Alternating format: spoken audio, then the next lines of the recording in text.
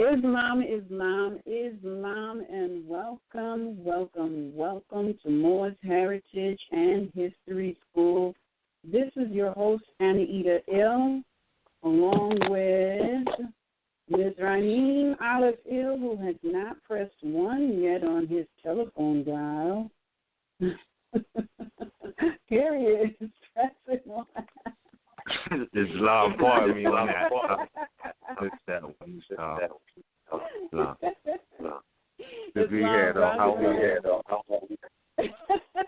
Islam. Rosemary Bay.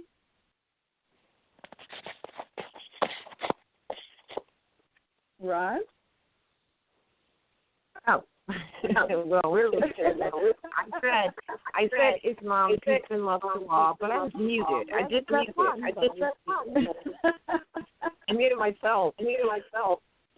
All right. And Cujo Adwa-El. Islam. Islam. Excuse me. Yeah. All right. Hold on a minute. Let me just, all right. Let's see. Just want to let our internet listeners know the chat room is opening. It's not quite open yet, but it is opening. My computer is running a bit slow, but it will be open momentarily. I want to send a big shout-out to our internet listeners who listen via internet. Big shout-out to family listening over in Great Britain, Japan, South Africa, the Netherlands, Islam, Al-Assad, as well as the Philippines, family over in Mexico, Venezuela, Cuba, and family we have yet to connect to it. Peace and love, and thank you so much for joining us, listening, participating. Big shout out to our callers. Thank you so much for calling in every week, filling up the phone lines before the show even begins. Thank you so much for joining, for lending your energy, for participating as we together uplift fallen humanity. Islam. Every week what we do, we make a public service announcement regarding those Moors who have been kidnapped and are being held prisoner by the employees operating through these various corporations that have been, or I should say that are classified as county, city, town, township, borough. And if you have been listening to the broadcast, you know that all of these denote a corporation. These corporations literally are kidnapping the people off of the street in order to generate revenue. And so what we do each week is we make a mention of those Moors that we have information on, the corporation involved, if we have that information, and if we don't, we just reference the union state that these corporations are under the jurisdiction of, because it is the obligation of all union states per Article 6, actually the entire American Constitution. They are bound and obligated to protect the people from foreign and domestic invasion. So we make mention of them for that purpose. So we start out with our sister, Abkare Bey, who was kidnapped through a joint venture between Memphis and Shelby Corporation, Dawood Ill under the purview of Arkansas, Amir Moslimi Ill and Kusura Kush Bey under the purview of Missouri, Asar Fatah Amin Rabe under the purview of Ohio, Jeremy Taylor ill, Terry Thorne Bay, Jamie Kyle Brooks Bay, Joseph Kanaday ill, Kush Amir Bunch ill, Emmanuel Billings Bay, Yassin Khalik Alamin ill, and Michael Curry Bay, all under the purview of North Carolina. Noble Crisco ill under the purview of New Jersey. Messiah Aziz ill and Crystal ill, both kidnapped through a joint venture between Mercer, Freehold, and Trenton Corporation under the purview of New Jersey. We haven't heard, and I'm not sure if you've heard, Ms., any update on Patricia Bay's baby that was kidnapped by the Atlantic Corporation under the purview of New Jersey? No, as far as I understand right now, the sister is still fighting. She's still fighting. All right. So, yeah. All righty. She doesn't have, right. As far as I understand, she doesn't have the baby that they took from her. All right. Then we have Eldridge Teron Fisher ill and Martise Tevillon ill under the purview of Indiana, Solomon ill Bay, Mumi Abu Bay under the purview of Texas, William Barrett ill under the purview of Virginia, Bomani Abidwil ill, kidnapped by the Chesapeake Corporation under the purview of Virginia, Che Ray Bay under the purview of West Virginia, Thomas Lee Bay under the purview of California, and Victor Eduardo Juarez ill, kidnapped by the Harlem Corporation under the purview of Georgia. Those are the ones that have been kidnapped and are being held for income by the various corporations across the nation. If you have a family member or someone you know of that you would like added to this weekly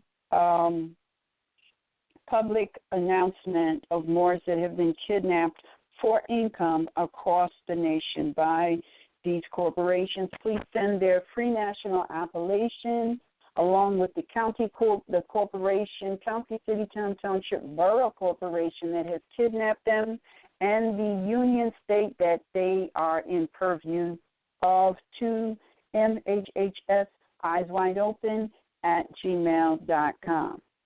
All right, I think that's it. I swear one of these days I'm going to pre-record that. All right.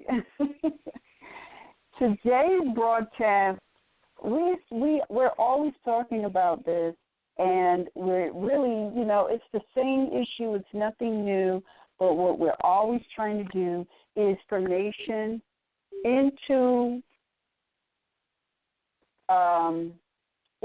people's consciousness more deeply. Because, one of the things that I realized, recently, I've always known this, but, the severity of it gets deeper and deeper and deeper, especially if you are active either with issues of your own or someone else's, through assistance, not doing for them, just assisting. But you find that this, the prophet said study, and he said enforce the Constitution. These are two things that is so imperative, because without the two, you're just never going to get it. You're just never going to get it. And if you are not, look, the prophet said enforce the Constitution. He's given so many clues that direct you to the Constitution, as well as treaties and contracts and compacts that came before it, that everybody should have an absolutely firm, unshakable foundation in that incredible document that our ancestors wrote, entitled the American Constitution, 1791. If you don't have that foundation, you're just not going to get it. If you're dabbling around in statutes, ordinances, codes, or processes, you're just not going to get it. I can't say any more plainer than that. And it is because of that and information that I dug up that we felt that, like, we need to have this discussion. It's not a new discussion. It's a constant discussion and one we will continue to have. But, we want to ask ourselves, really, not with any kind of ego or attitude or anything, but who are the police really and who do they work for? We have to ask ourselves questions like this because it is in the asking of the questions that your mind starts to contemplate, and it is through contemplation that true studying, in my opinion, really begins. It is a matter of law that it is not the duty of the police to protect you. Their job is to protect the corporation and arrest code breakers. This is SAPP versus Tallahassee, Reiff versus City of Philadelphia, Lynch versus North Carolina Department of Justice. All right? As well as if you do the appropriate research, you will find that they are, in fact, contractors, contracted by the state to perform a specific function. What function, you might ask? Do you know what that function is? It is this function that demonstrates why they do not have jurisdiction to have such wonderful case laws like the following to support one's position of lack of jurisdiction. Thompson versus Smith, when acting to enforce a statute, all of them speak from the position of statute. The judge of the municipal court is acting as an administrative officer and not in a judicial capacity. They are merely ministerial.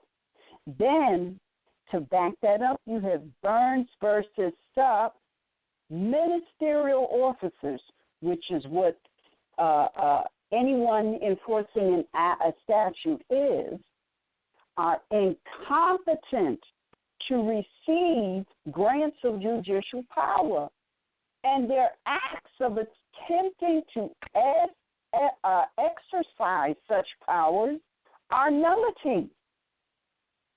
This is case law.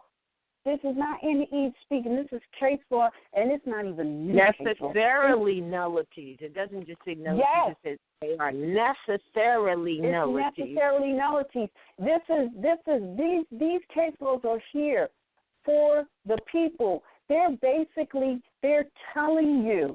are telling you that this so-called traffic court, this so-called family court, this so-called tax court, they're not even operating judicially. They're not. They can't because they don't have any judicial powers.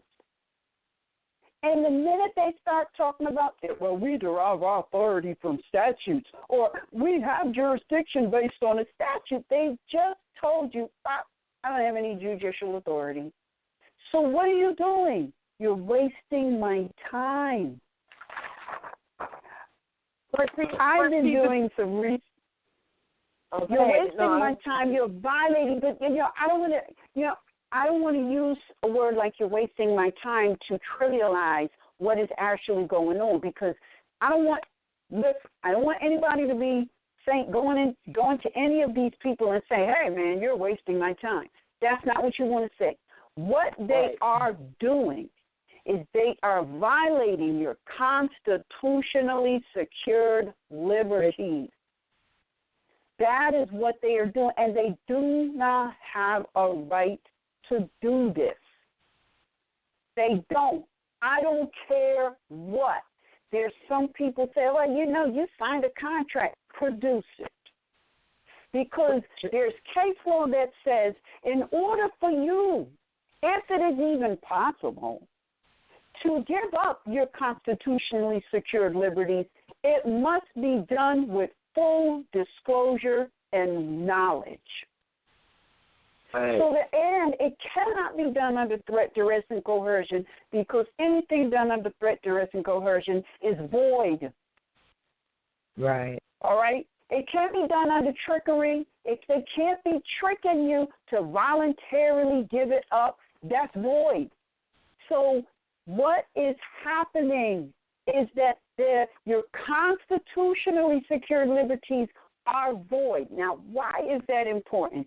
Because even though they are contracted by the state, because they are contracted by the state, they fall under the same obligation as the state.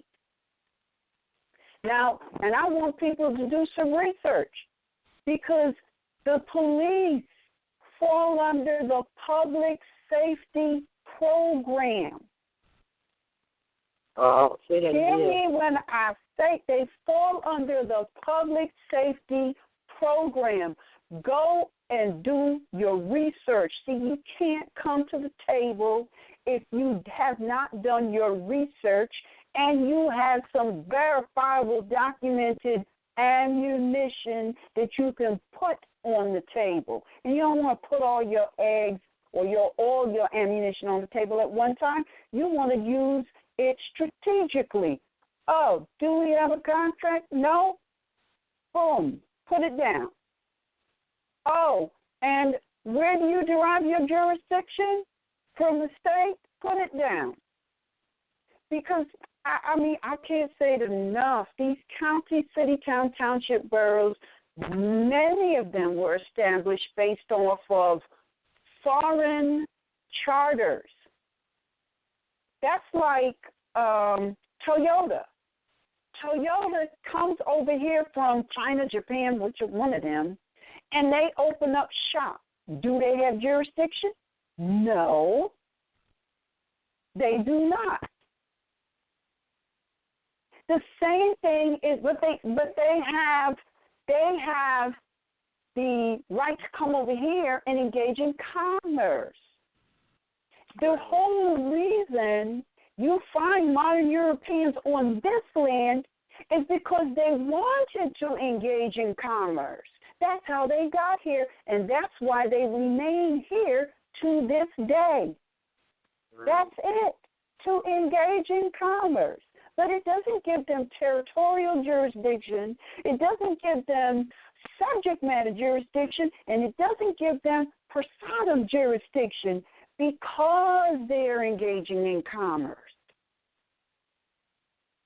Now, we have to ask ourselves, okay, so they fall under the public safety program. It's right in their corporate infrastructure chart of, where everybody falls in their corporate structure. It's right there. All right? So now, if they are contracted by the state to administer the safety program, how does that equate to they can stalk, force the private capacity off the road, impose extortion of income, kidnap them, and put them in these prisons that have been springing up all across the nation, and then they have their cousins or brother or sister or mother or father to the left who are participating in this bail bondsman program. How the hell do people in a private capacity get forced to produce a bond when they're not a freaking public servant? Bonds are for public servants. Where is the documentation that people functioning in their private capacity all of a sudden, without their knowledge, became a public servant and is now required to ascertain a bond? Right? These are questions we have to ask. But let's get back to the police and their functioning under the public safety program. Because here's the thing, and it's so amazing, because when, for example, we've seen many evidences on YouTube alone where you have the police pulling somebody over because their tail light is out. That is a public safety program protocol. However, it does not apply to people in their private capacity. It doesn't.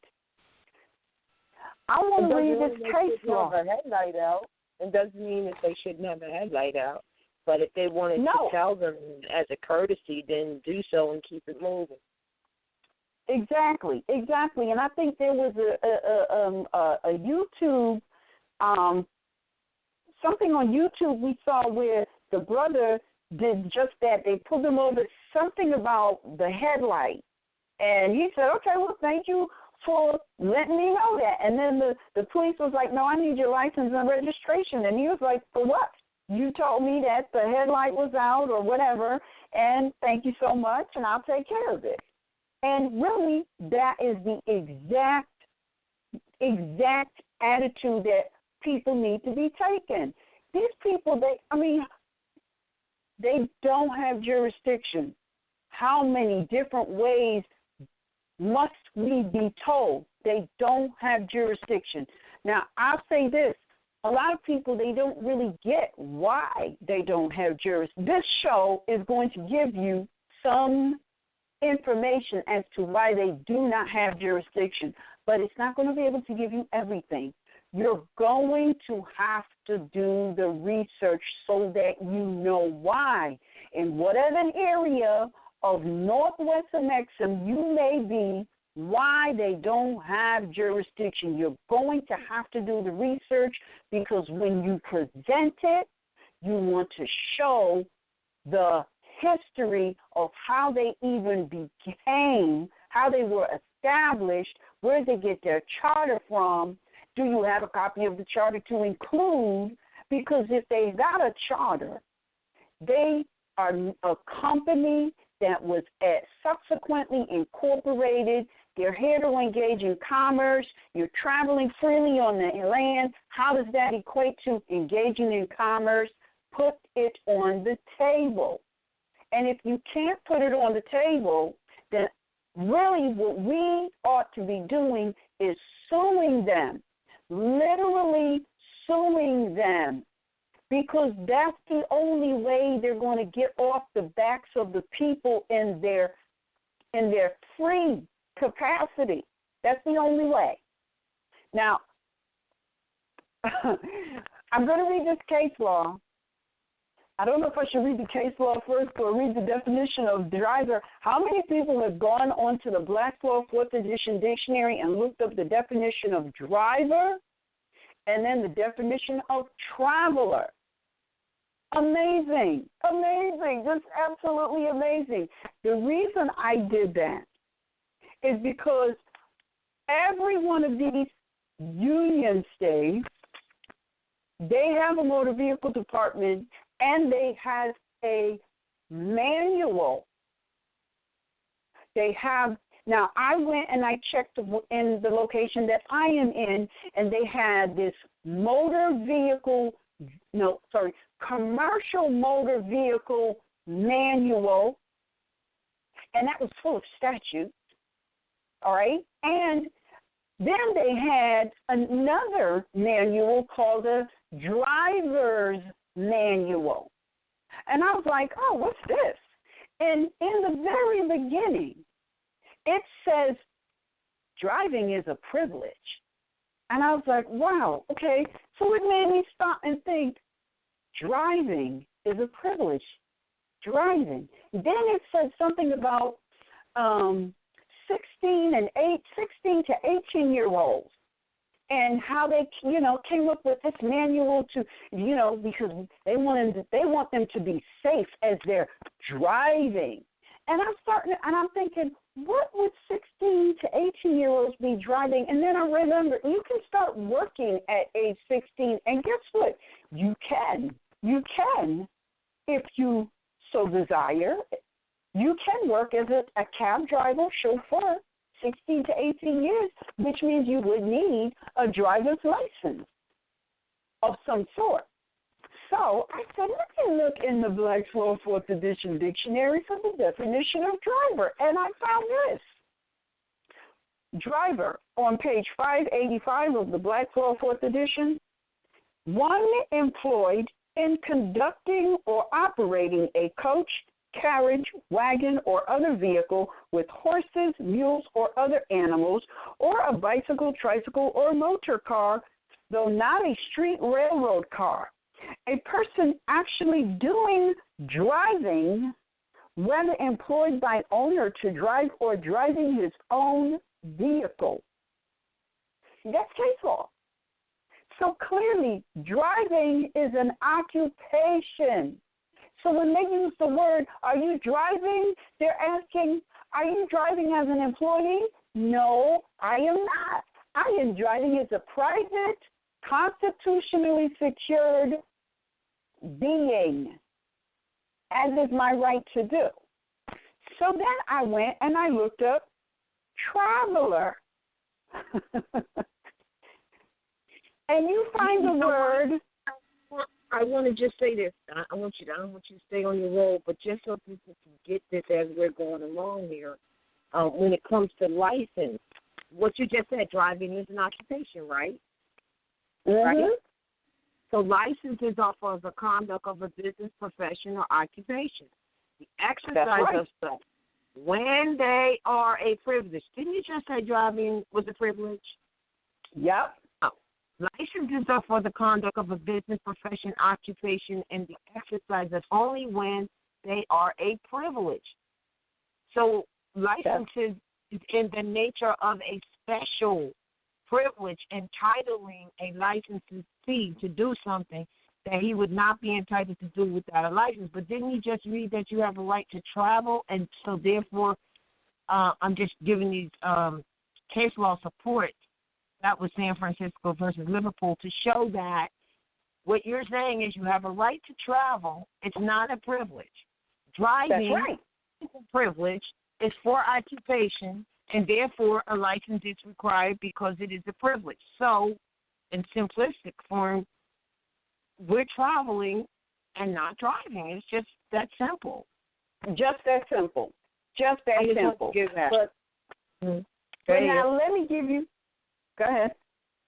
No, you go ahead. You get me to give the definition of traveling. So now let me give you the definition of traveler. Black's Law, 4th Edition Dictionary, page 1671. Traveler. One who passes from place to place, whether for pleasure, instruction, business, or health. That's it. Traveler. Man, you said business or else. Wait a minute. Hold on. I got to interject. So we can hold on. You know what I mean? Traveling versus driving for dummies. They had that book, right? Computers for dummies, all kinds of stuff, right? Okay. Yes. Yes. Wait, so that means that you could be doing business and traveling, but you are aware that whatever the hell you're doing that is about your business has nothing to do with a privilege. That's what it's saying. So, in essence, you got to know who you are, what you're doing, and that you are not that you are traveling and taking care of your business, which is not no one else's business. That's what you got to know the difference of, and not let them tell you, well, if you're in a vehicle and you're driving down the street, you got to have a license. No, I'm traveling and under a right and not a privilege. That's right. I just wanted to add, you can still do business and travel. That's but you just got to know your lane and jurisdiction issues, meaning what's jurisdiction mean? Right words. All right. That's right. That's right. Thank you. Exactly. And I'm so glad that you ended with that word jurisdiction, right? Words, jurisdiction. Because we started out by saying police are hired by the state to administer their public safety program. And it's so ironic. I got that, and then I was looking for case law on registering an automobile, which, by the way, all case law is in harmony with the American Constitution. If you are not operating the automobile for commerce, it is not classified as a motor vehicle, classified as an automobile, and that automobile is classified as household goods. Case law to substantiate that. But also, you didn't even need the case law to substantiate that, because the American Constitution, 1791, states you have a right to travel and it cannot be liened. It's an unalienable liberty. Liberty, if you go and you look in the definition of liberty, it states you have a right to locomotion. That's part of your unalienable liberties. So when they stalk you on the land and then tell you it's a state law, which it's not, it's a state law that you have to register your motor vehicle, wrong word, in the state of Connecticut. Well, wrong word again, you're not in a state. All right? That's all art of word, because you don't have a motor vehicle, you were never driving, and nobody is in any state, because those are corporate constructs. All right, but right words, always got to know right words. So I found this case law as if I was supposed to find this case law. And it's entitled United States versus Herrera. And it's April 19, 2006. Now, before I read this, I just want to let it be known that I am not endorsing any substances. Okay, I'm not endorsing any substances. However, substances as mentioned in this case law, and it is entitled Search and Seizure Administrative Automobile Inventory Search Mistake of Fact, Exclusionary Rule, Good Faith Exception Inapplicable. A Kansas state trooper pulled over defendant's pickup truck to conduct a random commercial vehicle safety inspection pursuant to a state regulatory statute. That just lets you know that every single time they pull you, oh, your tail light is out, that was a random commercial vehicle safety inspection. Oh, your headlight is out. Oh, your tire looks low, or whatever. They don't have the right to do that. Let me read on. Defendant's pickup, however, was not a commercial vehicle subject to such random inspection, about which the trooper was mistaken. The defendant was unable to produce proof of insurance, and the trooper arrested him. The trooper then conducted an inventory search and discovered 23 kilograms of cocaine. The defendant was charged federally with possession of cocaine with intent to distribute. He filed a motion to suppress that was denied. He was convicted and appealed, held. Conviction reversed and case dismissed. Ruled. The traffic stop was not based on probable cause or reasonable suspicion and was not a valid administrative stop because defendant's pickup was not a commercial vehicle subject to random safety inspection. Hence, the warrantless stop was unconstitutional for all those people who think the Constitution was suspended. Moreover, the trooper's mistaken belief concerning the statutory regulatory scheme did not save the stop. search and seizure because the trooper had no lawful authority to make the random inspection, and there was no reasonable suspicion or probable cause. Thus, the good faith exception did not apply. Islam.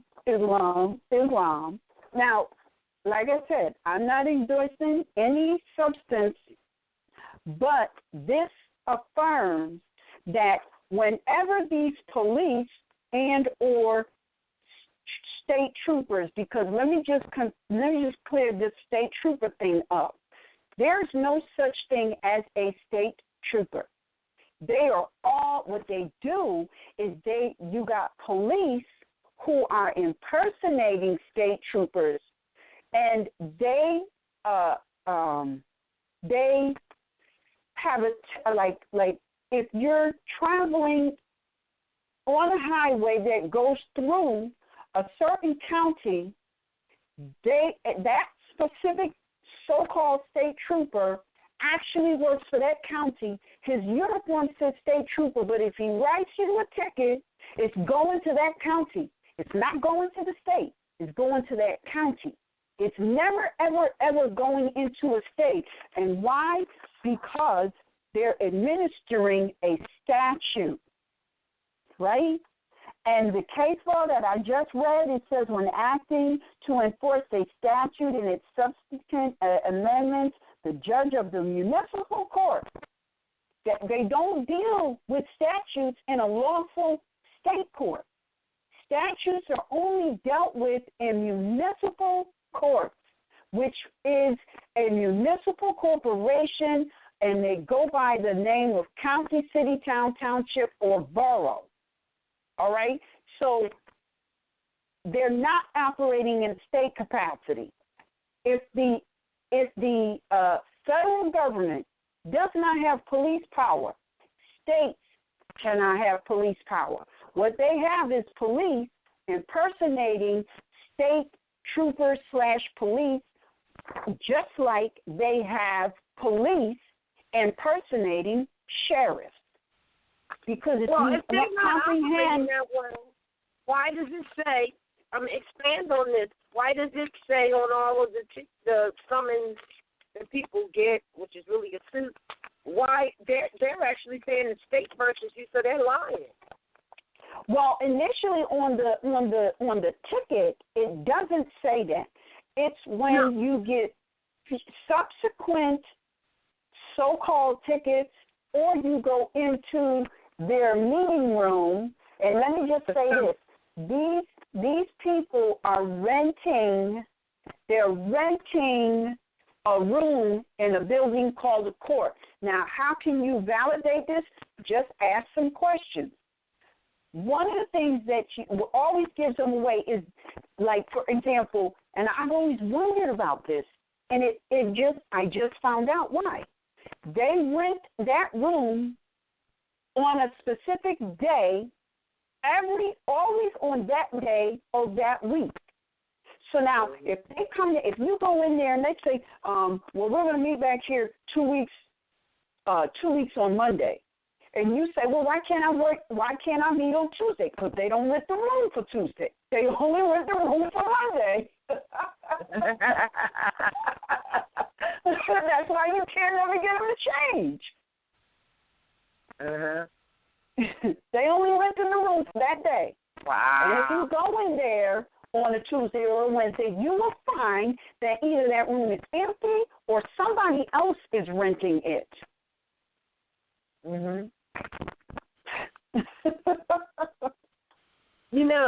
Okay, all right. I just wanted to also add this, because you're talking about what the prophet said. He said, look, you got to enforce that Constitution for the United States of America, so that you're not molested by those other citizens, quote unquote other citizens, and you're identifying who these other so-called citizens are, and who they are not, and that they have no jurisdiction. But that's the reason why he said you're going to be molested by them, because they're operating with no jurisdiction. They're molesting people on the highway. They're accosting people. They're called highwaymen, which which exactly go out on the highway accosting travelers. If you look up the definition, it doesn't say accosting drivers. It says that they says accosting travelers. Yep. So you're giving the supports on that. Now, you had mentioned earlier too about waivers of constitutional rights when you said, look, there's only two things going here. If there's no injured party, then this is a civil matter. If it's a civil matter, where's my obligation on my contract, right? There never is an injured party. So where's my contract? So now what they're saying is to you is you waive your rights. Well, here's the case law, Brady versus U.S. Waivers of you had said it, but I'm going to give the actual case law from what you said. Mm-hmm. Waivers of constitutional rights, not only must they be voluntary, let's start right there. That means you need to voluntarily say you waive your rights. That's what it means. Oh, in case you didn't get that, finishing the case law. Not only must they be voluntary, they also must be knowingly intelligent acts. Hold on, what's that mean? That means you need to know. You need to volunteer. Know that you're doing this, that you are, in fact, on somebody's record somewhere saying clearly that you are waiving your rights. And then to finish the sentence on this case law, not only must they be voluntary, they must be knowingly intelligent acts done with sufficient awareness. That means totally, unless they can produce for you where you yourself said, I am totally aware and in right mind that I am now waiving one of my rights. Right? That's right. That's why the first trick they do for you, do you waive your right to a consul? Nah, I don't waive no right, nowhere, no time. So if you can do it, it needs to be done in this fashion. And like you said, they use the trickery to say that you waive the right. Because if you're willing to waive any right, then you're willing to waive all your rights because you don't get it. You know. That's right. So if they can get you to say you waive a right to counsel, which is not even something you could ever really do, but if they can get you to say yes, you do, then, hey, that's an assumption they're making right there that you don't know what you're talking about. Yes. Quick interjection. Interjection. Some years back, when this is kind of what even solidified my real understanding, overstanding of driver and traveler. When we were exercising right to travel, and I got pulled over some years back. They did the whole thing. After I gave nationality card, paperwork, etc. He was saying, because your quote unquote car is your private property, we have to get it off the public roadways. That way I don't have to give you a ticket. So let's go and park in a private property and have a conversation about these papers.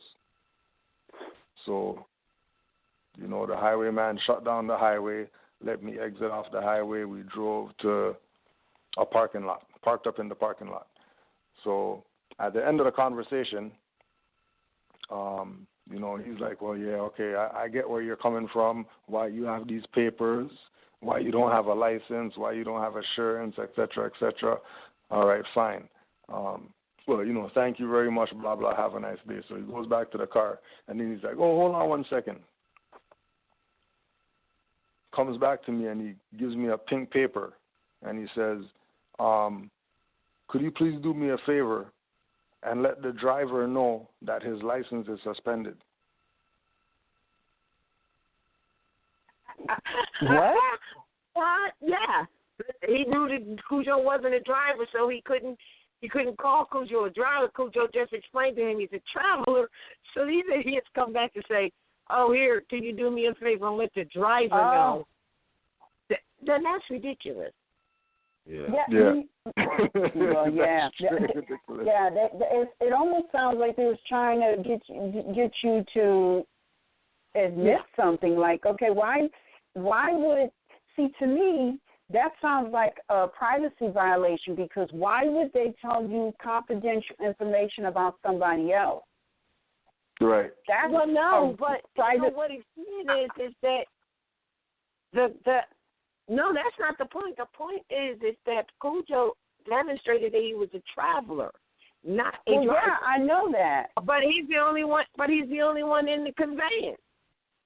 So the guy wants to give a pink warning slip to whoever the driver may be. Forget that. There is no driver, but this is a great thing to look at, because from their perspective, these people have been for so many years doing this. They feed their family off of giving to drivers.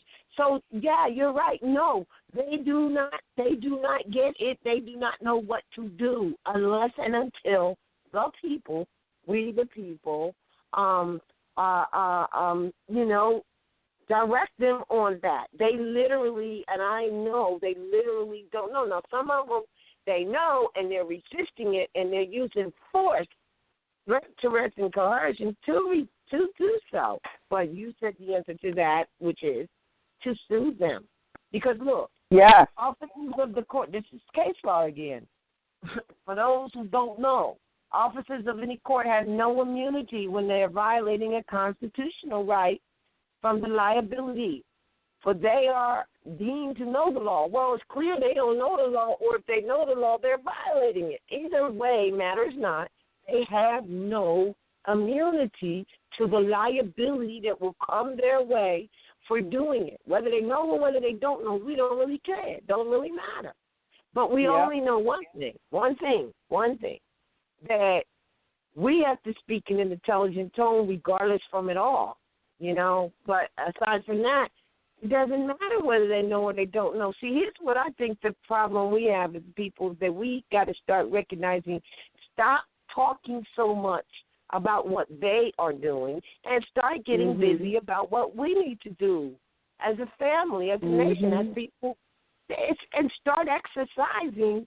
When I say exercising, I mean start being what you know. Excuse me, you don't know nothing? Well, then get to studying so that you know.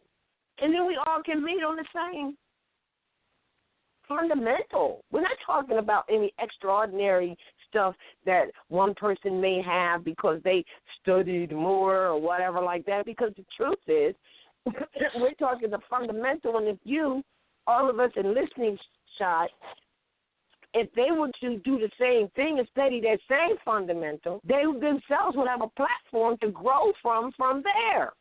But people keep wanting this quick fix without recognizing that that's not how it goes. It don't go. The only fix is to enforce the law. And if you're not prepared to enforce the law, then it's not going to happen. If you, me, all of us, then it's not going to go down. And so that's why, like we talked about earlier, we've talked about before, look at these people going for a redemption of a freaking birth certificate. That's some sick shit right there. Excuse the expression. And I'm going to tell you why. Because the birth certificate is an instrument that proves human trafficking.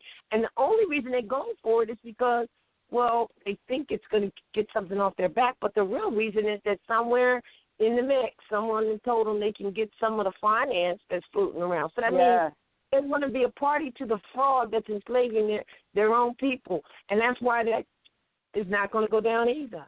Because you're the sellout in the end. You're going to be the sellout in the end, because the same thing as, we putting ourselves into slavery, putting our own people into slavery. Well, if you get into the birth certificate redemption, you are a part of that. Yeah. And I don't know anybody who got like the billions they're supposed to get. Here's the thing, with that, the prophet, he packed a huge punch in a little bit of words. When we hear there's a prophecy, he says that there will come a day when you will see a $20 bill on the ground and you will step over it. Now, I don't know what a lot of people think that means, but what I will say is this. We need to really think about that. I mean, seriously think about that. And we need to think about that in conjunction with this land right here. This land, this continental United States, this was once called land of the free. Free. Not just free people, but free to live, free to exist, free to eat, free to have homes, free to have clothes, free to move to and fro. All right? So this is the land of the free. When did we ever need Federal Reserve notes, which, by the way, is a matter of law that they are debt instruments? All right? When did we ever need those? And all of these people that's running to get this so-called money, since there is no money, what are you going to get? A pile of instruments of debt? What are you going to get? Like, you know, people get so caught up. You're going to get $800 million or $800,000. How are you going to get that? Federal Reserve note? Well, that you just got 800,000 notes that is nothing more than evidence of a debt. That's a matter of law. Right. It says it right on the note. It says it. I don't care if it's a 1, 5, 10, 20, 50, 100. They all say that they are a note. They're a note. They're not money. They are a note. And if you did a little bit of research, that note was a valid contract because it had on it redeemable and lawful money. They removed the redeemable and lawful money, so now you just have you actually have a void contract. Because once they alter it and removed the major qualifier, it became a void contract. So everybody is circling the wagon trying to get paid behind this evidence of enslavement of the Aboriginal indigenous people on this land via the birth certificate, you know, and all of these people is trying to get in the circle so that they can get paid from the same enslavement of people, meaning themselves, that modern Europeans are getting. That's crazy.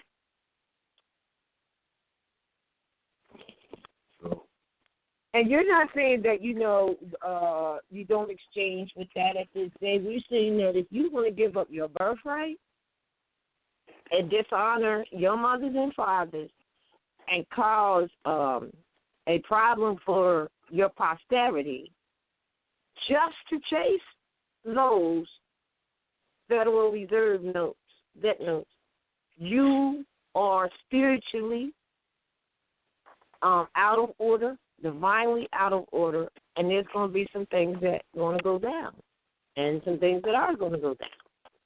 You know, not going to be good. Mm-hmm. Oh. It just isn't. Yeah, no, I was just flashing back on the note of the 20-note bill.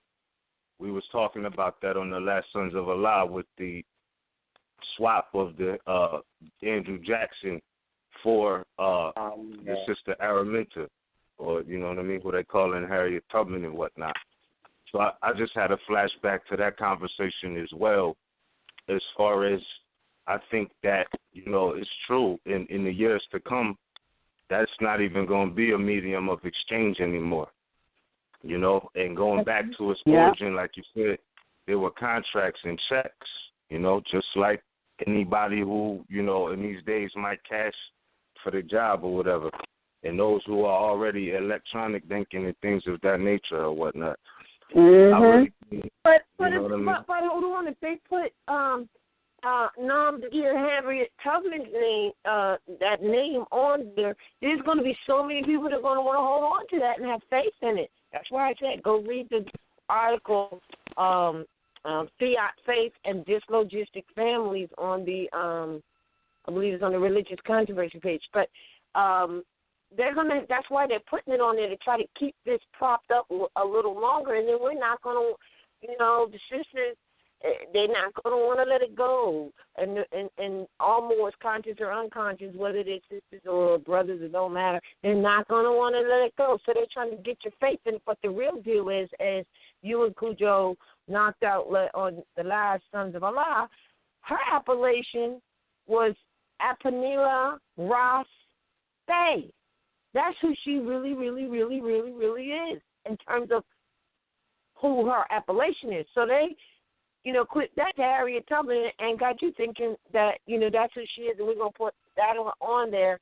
They didn't even teach you nothing about her when you were coming through the education system. The only reason they're doing it is to gain your attention and gain your faith, because they know it's very, very, very shallow.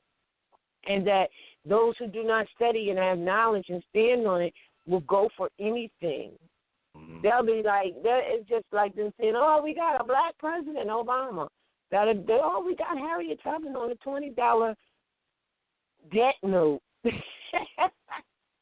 And hold on to it. And that's what they're trusting that you would do, because the truth is, Moors, if we were to do what we supposed to do, they would fall even quicker than what they're already falling. Yeah. And you know what? This is why it's definitely important for us to tell our story opposed to letting them tell it, or really understanding or looking more into what we were told, because there's some who are giving it up. But there's so many correlations to this particular sister and this conversation about, the right to travel, jurisdiction. And once you was on the freedom path, there is no turn back. You know what I mean? And if you were shook up, you would get ousted on the spot type of thing. But, no, seriously, but looking at moving forward, even in this very day, all the metaphors that's going with the actions that are, being administrated or whatnot, that we have a lot of lessons to learn from all of these things.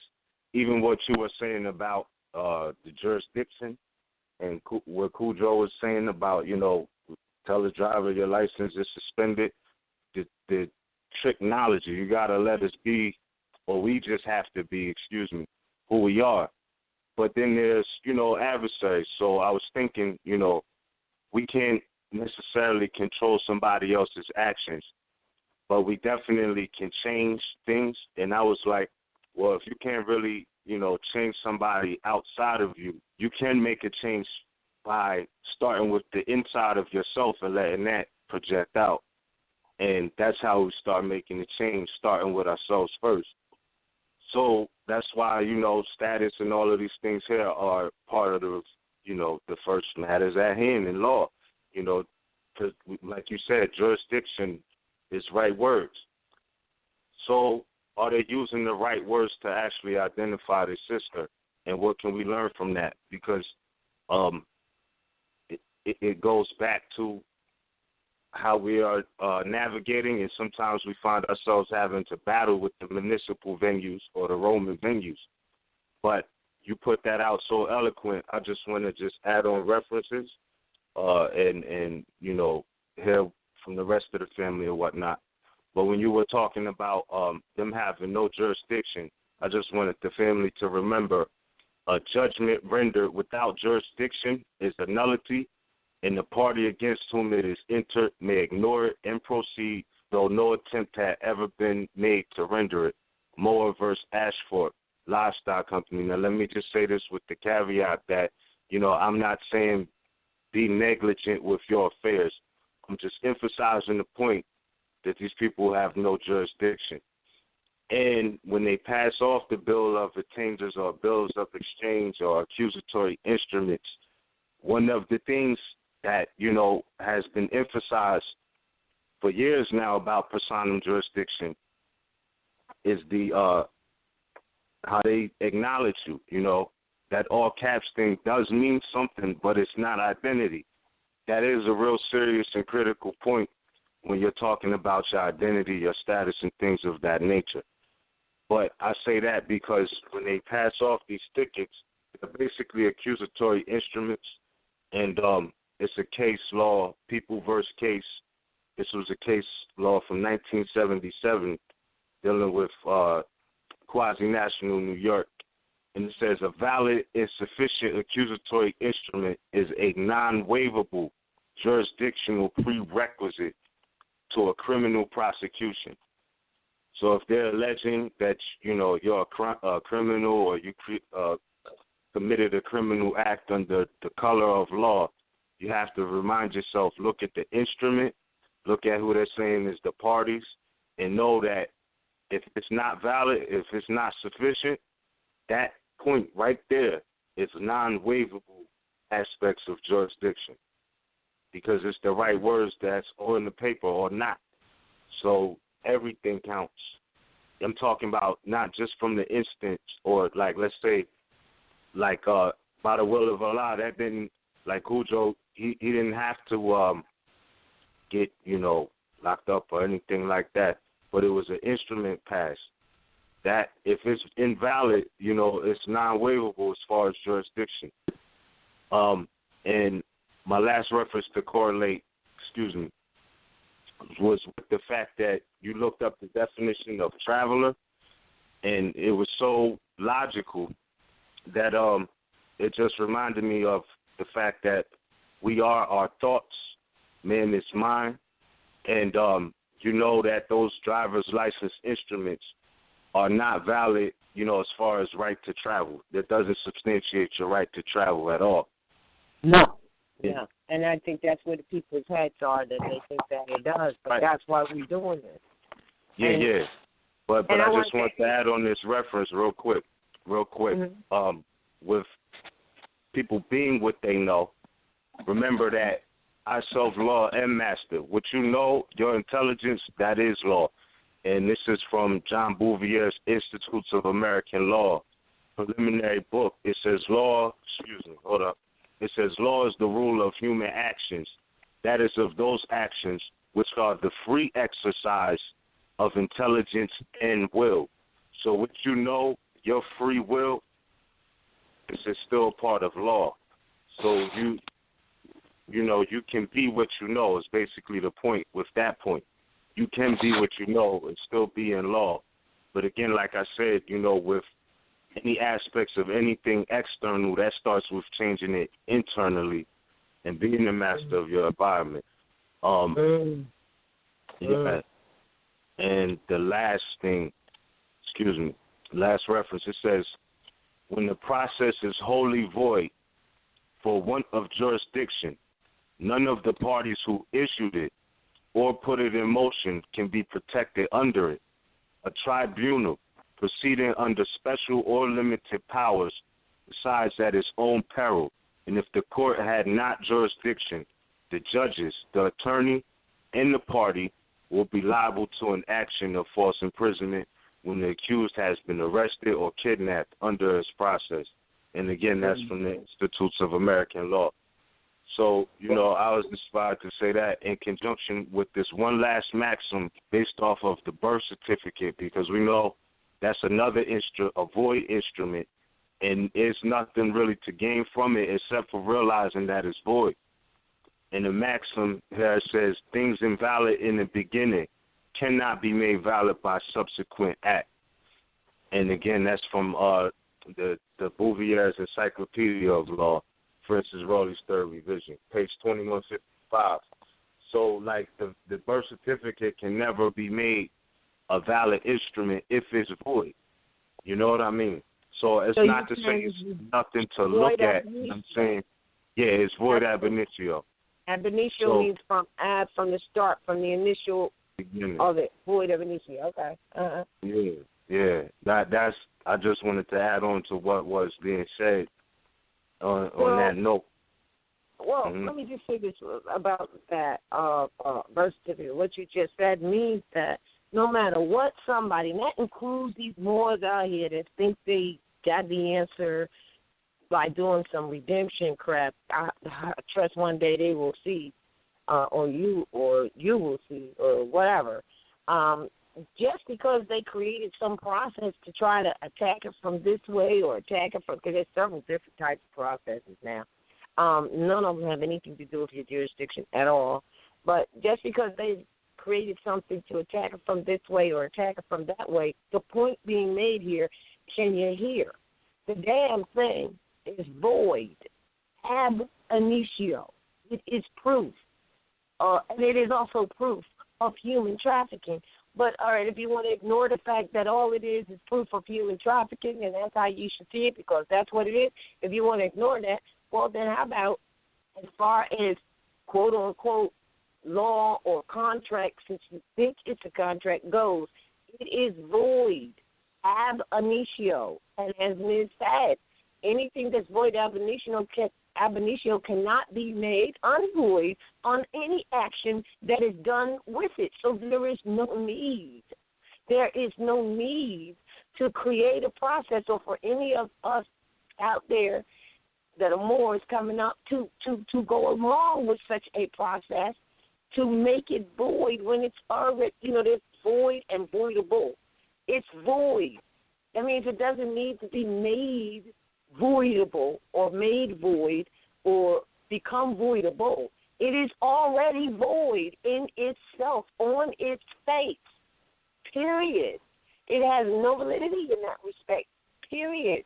So you don't need to pick up some new process to try to make it something other than what it already is. Otherwise than that, you're investing in that void process, and everything you're doing out there is void, and that's just the way that goes. So you got to see it for what it is, because you're going to get caught with that later on. Trust and believe. As the paradigm is changing, or the paradigm is here, and the consciousness of the people are rising. Those things that you did with this contract thing, whatever like that, it's going to come and bite you right in your behind. Trust and believe. They're going to hold you to that. All right? So now the other thing, getting back onto the travel issue, and in support to one of the maxims and on one of the case laws you cited, there's another one. Because remember, this is about enforcing the Constitution. And I'm only going to read 3, and they're both short. They're one sentence, really. And the last one I'll make a comment on, and you'll see why. When it comes to as an E thing, you have to sue them, right? All right, so Murdoch versus Penn. No state shall convert a liberty into a privilege, license it, and then attach a fee to it. Well, wait a minute. Are we reading? Are we understanding? No state shall convert a liberty. So we know traveling is a liberty. That's what it is. So they can't convert a liberty, which means your right to travel, into a privilege, which Annie E. read earlier said, oh, driving is a privilege. All right? Then license the liberty, which means you got to go ask somebody for permission to do the liberty that you're born with to do. That's why it's called birthright. Come here to truth about your birthright. Then it says, and then attach a fee to it. So what did they do? They converted a liberty, traveling, into a privilege, driving, licensed it, meaning you need permission, and then attached a fee to it, and then serve that up as if that's what you need to do in order to get in your conveyance and go somewhere. Shuttleworth versus Birmingham. If the state, and this goes to the case laws you just read as well, if the state converts a liberty into a privilege, well, converts traveling into driving. If the state converts a liberty into a privilege, the citizen can engage in the right, not the privilege. See, we keep tagging onto this privilege stuff called driving, and our language has to change across the board because we're not driving. We're doing, it's not a privilege. We're traveling as a right. So if the state does convert a liberty into a privilege, you can engage in the right with impunity. Lastly, U.S. versus Bishop. If you that are listening, have relied on prior decisions of the Supreme Court, you have the perfect defense for willfulness. Now, do we understand what that means? That means that if there is some so-called court officers, so-called magistrates or judges, so-called judges that are not judges, they ain't even magistrates, they're administrative officers, if they're that. They're just administrative people, period. Administrating the law, but they're not administrating the law to you. They're lying to you about what the law is across the board. But if you relied on the prior decision of the Supreme Court, you have the perfect defense for willfulness against these people who are willfully defying, denying, and violating the law, because the Supreme Court case laws are stared at as stare decisis based on res judicata. That's all that it is. So therefore, you have the perfect defense for their willfulness to defy and deny the law. Now, we understand that right now. We don't know what court we ain't even in courts and so on. They'll tell you it's the Supreme Court. They'll tell you that earlier, as we said, the Constitution suspended. But as you said, well, let's see, the President of the United States of America with executive powers only, which means only to enforce the law that already exists. He just took an oath to it. Every president takes an oath to it. You hear them talking. As soon as it's in their favor, they'll talk about that's unconstitutional. They're just giving you, blowing smoke up here, and we're buying it because of one reason, and one reason only: lack of knowledge, lack of taking the direction that was left, particularly, especially by Prophet Noble. I don't care what those people in the temple tell you, because they were infiltrated a long time ago. So keep that in your mind. They have been infiltrated. That's what they've been. It doesn't mean that all of them don't know certain things, but they damn sure mostly do not respect the instructions about enforcing the Constitution for the United States of America, to keep those citizens from molesting you. That's what it's for. That is what it is for. So, with that, it's about enforcing the Constitution. These Supreme case laws, a lot of these are old case laws. They're the ones that they didn't want you to find, but we found them and we've given them, and so have many other people. And the last thing I want to say, and you listened to the same tape that I listened to, that was sent. I think you briefly mentioned it about this European who was stopped, and he said a very, very dangerous thing, whether they realize it or not. But modern Europeans hear this. He said that he was not a member of the state's constitution. Well, you got to understand this. When he said that, he just really made himself stateless, and the reason why is because the state constitution properly must be in harmony with the Supreme Constitution. So don't give up. Don't throw the baby out with the bathwater. In that we're not saying to go by the state's constitution. We're saying to make sure that the state's constitutions have not been altered, and deal with Article 6, where it tells you that anything in the state's constitution that is not in harmony with this constitution, which is the supreme law of the land, has no standing. So this is important for us to recognize that it's not the state constitution that we really give a damn about anyway. It's the supreme law of the land. But modern Europeans, they have come. They know they don't want to be. They don't want to be corporate citizens either. But the problem they have is that they can't claim Aboriginal and Indigenous. They be trying to claim Indigenous, but they don't have Aboriginal. That's why on our card we can't give them that card, because they're not Aboriginal. They're not Aboriginal to this land estate. They're just not, and that's not our opinion. That's a fact, because we all know they came over as slaves originally, and also recorded from Ellis Island to be free because their grandfather and grandmother were slaves over here. So when we opened up with the Treaty of Peace and Friendship and then the law of the land allowed them to be here and live in peace or whatever like that, now they're going to send their grandchildren and their great-grandchildren over here to this land of milk and honey, the Temple of the Sun and the Moon, and they're going to send them here to these the Americas so that their grandchildren could live freely because their forefathers were slaves. So we got to, have that history in order to put this into the proper perspective. Absolutely. So when he said, oh, well, I'm not a member of the state's constitution, I'm a member of some other shire thing, which is, ridiculous because he just made himself stateless. So because they can never be the true Aboriginal Indigenous sovereigns on this estate, that is why they created this sovereign citizen movement. It is very, very, very, very imperative that no more says that he is of the sovereign citizen movement or that he is of the sovereign citizen, because there's no place called sovereign city. You are not that. That was what was established in an effort for them, but that's how they get caught up, because when they really look into this thing, they know they're not the sovereigns. So you can't follow behind that. You just cannot do that. So moving along with enforcing our rights to travel, all of these case laws are there. They are based on the Constitution. This is what has to be said, not workaround.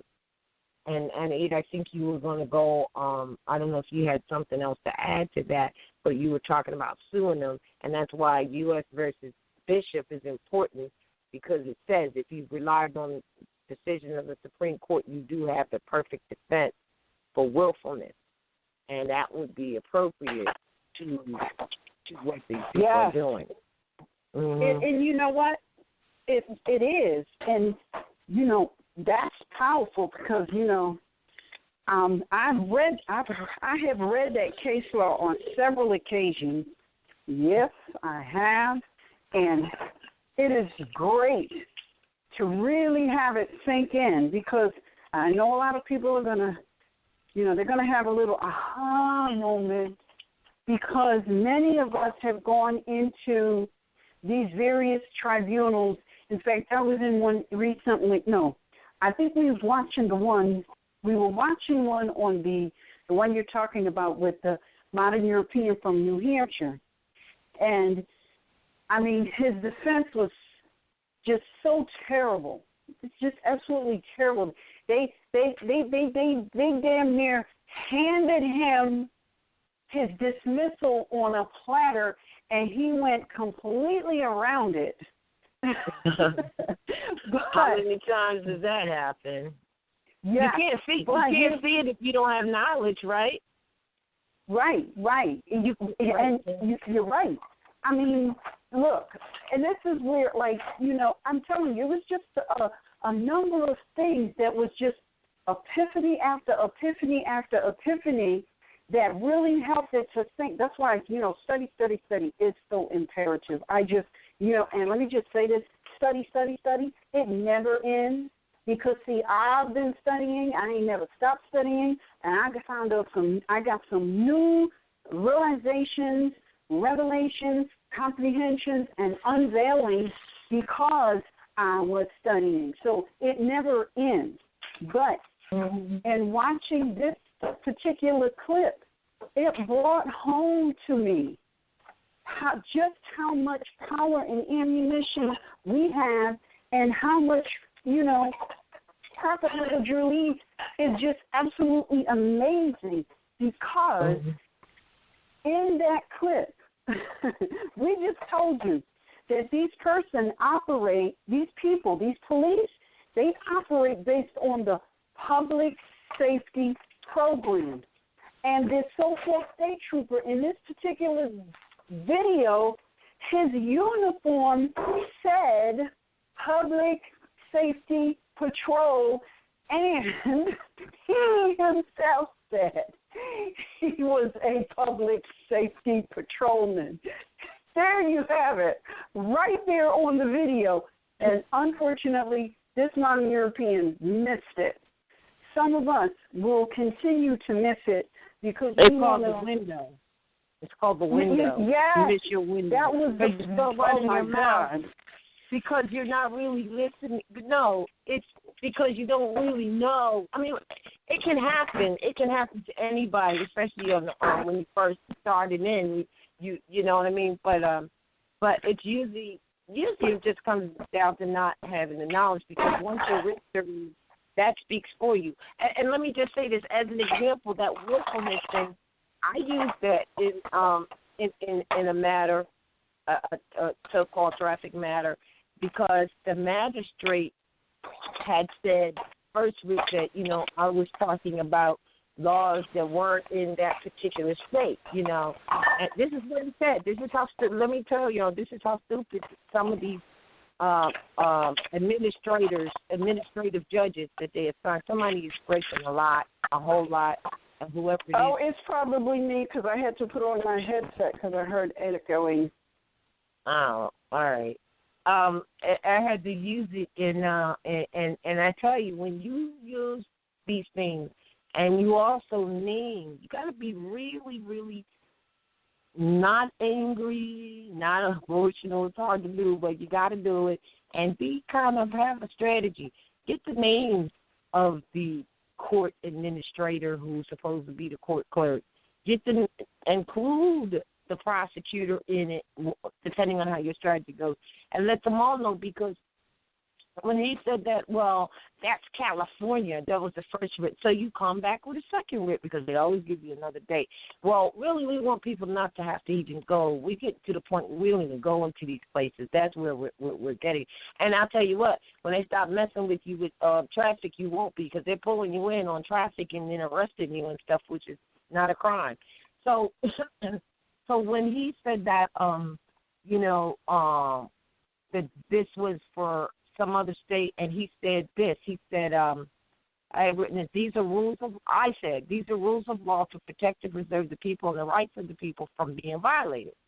So the judge/magistrate, and I put his name there, also stated for the record that he has heard this before and that he would not move until he hears from the feds. Well, he just opened up a can of worms. So I put, which is a direct willfulness on his part, because federal rule operates under the same guidelines as the Constitution, and Fauntleroy is clearly then admitting to his, I didn't even say his appellation, damn it, admitting to his willfulness to ignore his fiduciary duty and to violate his oath as a trustee of this public trustee and a trustee of the supreme law of the land, wherein the federal government's authority and his authority is derived.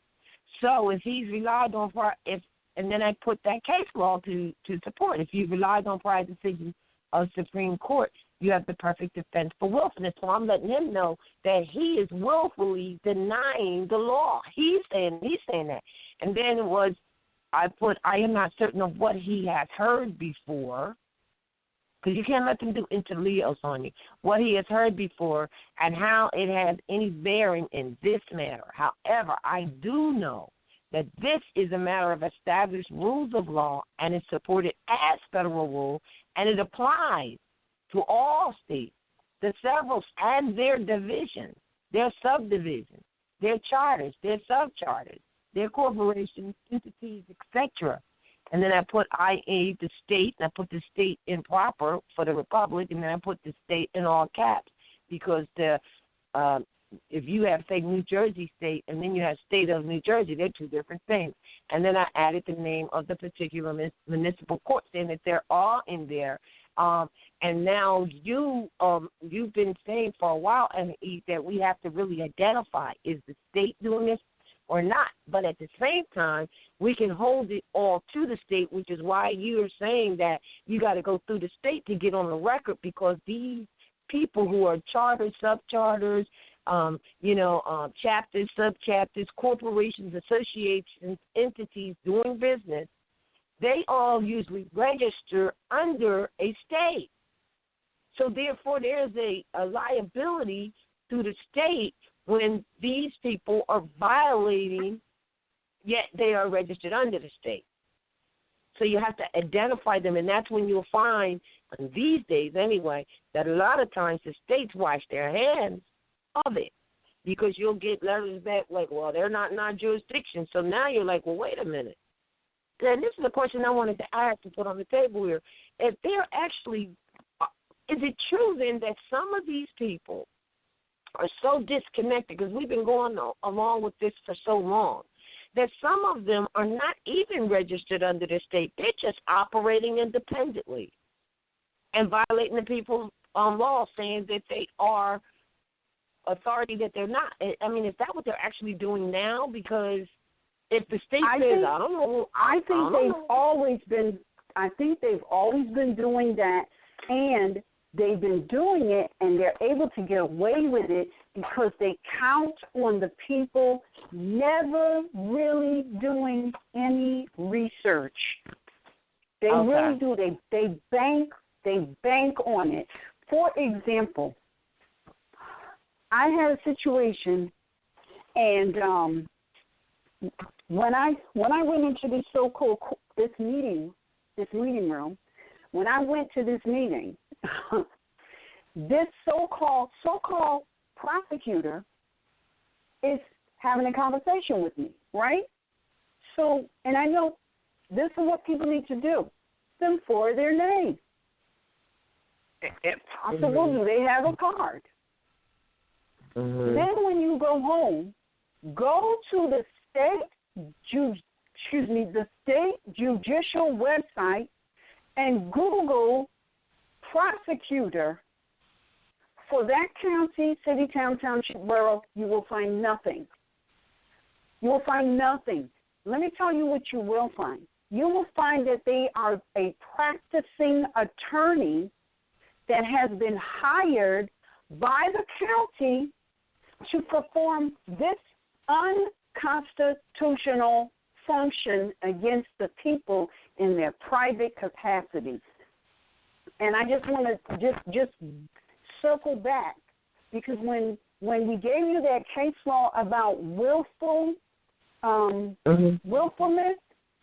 yeah, everybody has gone, like I was saying, this modern European, he goes in front of this corporate administrator, because they're not judges. They're corporate administrators. That's why they tell you, oh, this is an administrative procedure. Administrative, what do you mean?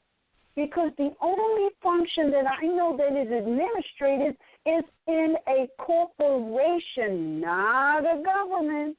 All right? So now you have this corporate administrator who says to this modern European, we find you guilty. Now, he's not guilty, but he didn't present his argument well. So he's not guilty. But he then proceeds to say, you will have to pay $100. Now, there's no money. So what dollars are you talking about? How can you even pay $100 when there is no lawful money? You mean $100? You want me to write you an IOU? Really, because there's no money. All right? That's a matter of law. And in fact, let me think. Did I put it in here? There's a case law literally that says that you cannot pay a debt with a debt, and a Federal Reserve note is an instrument of debt. So you're telling me that you want me to write which so essentially a Federal Reserve note is just I'll pay you when I get some money. That's all it is. I'll pay you when I get some. I can write you a note that says that. I don't need the Federal Reserve Corporation to do that for me. All right? But they say to this modern European, you will need to pay $100. Now, whether he pays the $100 or not, that's their non-judicial judgment, which is a nullity, right? Because we just read the case law that says that if they're functioning based on statutes, they're ministerial. If they're ministerial, they have no judicial authority. And any decision they make is a nullity, right? So that's a nullity. However, if you press it, all right, you can then take that into a state court, and really what I would do is take that into a state court and sue them because they're operating under a presumption that they do not have, presumption jurisdiction that they do not have. I don't know if I would want to say that they are engaging in some willfulness because they're not a judge. But if I take it into a state court and I'm sitting in front of a state judge, for real, supposed to be for real, and he says, oh, well, I'm going to agree with what the ministerial officer said, that's willfulness. Now I got to take him into a federal court because he's functioning. Are you saying that because they're not really official, have any authority at all, they can't really be charged with willfulness because – but see, I see it different because I think that the Constitution is the law of the land for every being, whether they're in a position of law or not. But they're operating. They're really not hired to. I got you. They have never. They have never been declared officially any judicial authority at all. That's right. Therefore, they're so not necessarily held to a fiduciary duty because they never had one. Exactly. Their function, really, their job is to administer the public safety program. That is it. Now, if there is a lawful situation, that, according to their policy, that has to be taken to the Secretary of the Department of Transportation, and they're supposed to do an investigation, and then they present charges because, remember, the roadways is supposed to be monitored by the feds, not the state. The states get to participate, but they only get to participate in terms of, oh, well, we have one for you. We're going to kick it up because that's in your jurisdiction. We can't, we're only administering the safety program, but we don't have any judicial authority. So we have to bump that up to the state. And then, and really, that's not necessarily the state. Really, it's actually supposed to go to the feds because they are the ones that monitor and administer intrastate commerce. That's a federal jurisdiction. That ain't a state, and it damn sure enough ain't no corporate county jurisdiction. That's right in that's in the Constitution.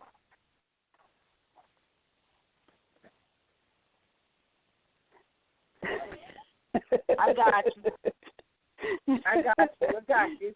So really what's happening is everybody is overstepping their boundaries, and they're doing it for profit. And their prayer is that the people never study, never research, never ask questions, always operate from a state of fear. Because fear paralyzes you, and you ain't going to do nothing as long as you're operating from a state of fear. That's what's happening. Yep. And they've been getting over to the point where today I can bet if you sue some of these people, it's going to come out, you were violating their constitutionally secured liberties, and they're going to be absolutely surprised because nobody told them. And that's why I say I kind of sort of feel sorry for these police because they are being put in the position to take the hit. Mm-hmm. And they're starting to come forward, and say that because there's 12 police in the that work for New York City Corporation. They came forward and they basically said, and I put it on the Facebook page, they said that they want to follow the law, but they've been pressed to make a certain quota. And if they don't make their quota, this is not Anna Eda. I mean, it's so amazing because I think I said this a couple of weeks ago, and here I found the recording where they say if they don't make their quota and complain about being forced to violate the people's liberties, they will get sent on a call to a neighborhood that don't like police, and if they call for backup, none will come. Oh my God, that's terrible. That right there show you that their society is about a certain function. You know what I mean? You can't, like, you're talking about people, because, see, people sign up for things, but some people know what they're doing. Other people think they're doing it in good intentions. So, like, you know what I mean? They're not understanding that they're going to sign, or maybe they do, maybe they don't. But when you sign up for that society, basically you're signing up to be a Roman soldier, bottom line, however you want to look at it. Some people know that, and that's why they carry out the Roman agenda so precisely for themselves. This is what they do, right? They're definitely in the field of human trafficking, the same subjugation, the same constitutional psychopathic inferiority. They have that. And, you know, like, they're built on that. That's just the truth of the matter, is that society is never nothing wrong with a peace officer, but under that jurisdiction, in these days, if you don't understand that you're really signing up to be a Roman soldier, and you really don't know what you're doing. And if you're not down with their program, even though they all take an oath to the Constitution, demoncraft that's going on, it's not a joke. The democracy, they're about that. So if you don't really know that, like they just showed the 12 you was talking about, they'll let you know real quick, we don't care what you do, we just not rocking with you, because that's what they are about, man. That's just it. They are Roman soldiers wired for a mission. And, you know, unless you can hit it with the remedy, then they just carry out their mission, man, and that's what they're about. So it's no surprise that, you know, those who may feel like, you know, they have good intentions, for that small percentage, you know, 12 out of, I'm sure, thousands, you know, 12 of them probably didn't understand what they were getting into. But that is what that tuition is about. You know what I mean? So it's no surprise.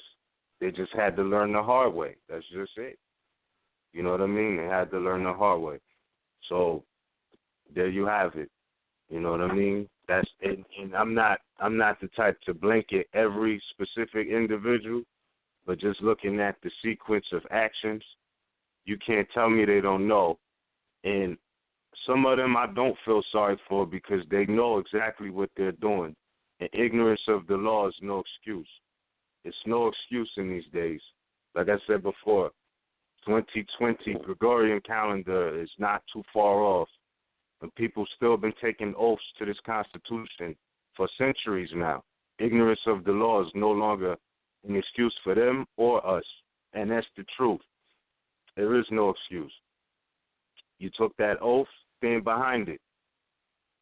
But if they're on a different agenda, they need to just say that too. But then again, certain actions speak louder than words. So what are they saying?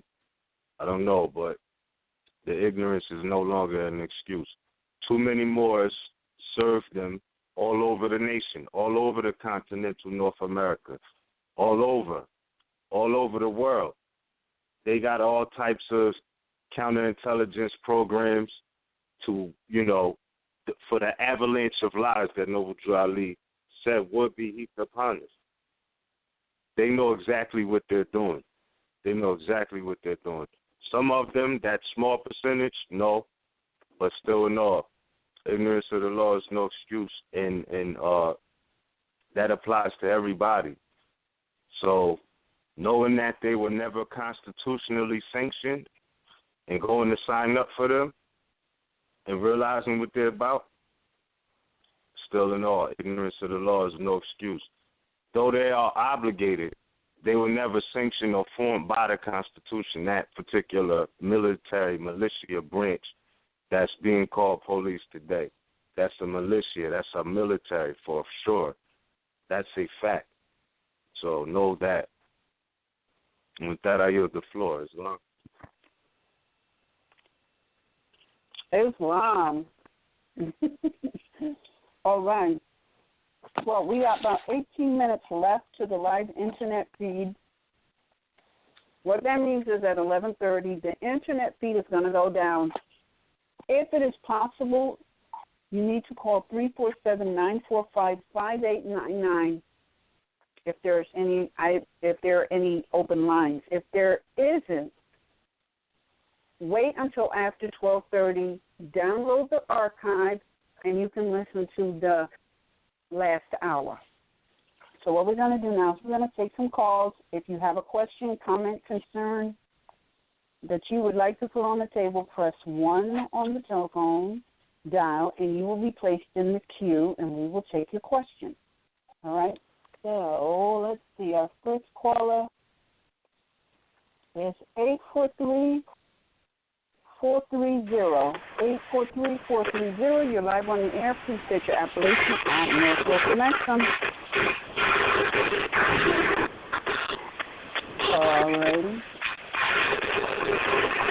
All right. Well, maybe they just hit one in error. Okay, we got caller 513-981. Is that your sister, Jayana? Yes, that's me. That's me. Hey, yeah, that's me. Can you hear me? Peace and love. I press 1 because I just. Hey, can you guys hear me? Oh yeah. Can you hear me? Yeah. Yep. Okay, yeah. I'm in an area that was kind of off, but yeah, I pressed 1 because I just wanted to make a comment off of what Ms. said about the police officers and ignorance of the law is no excuse. And I'm sitting and I did get the video about the police officers, and my thing to that is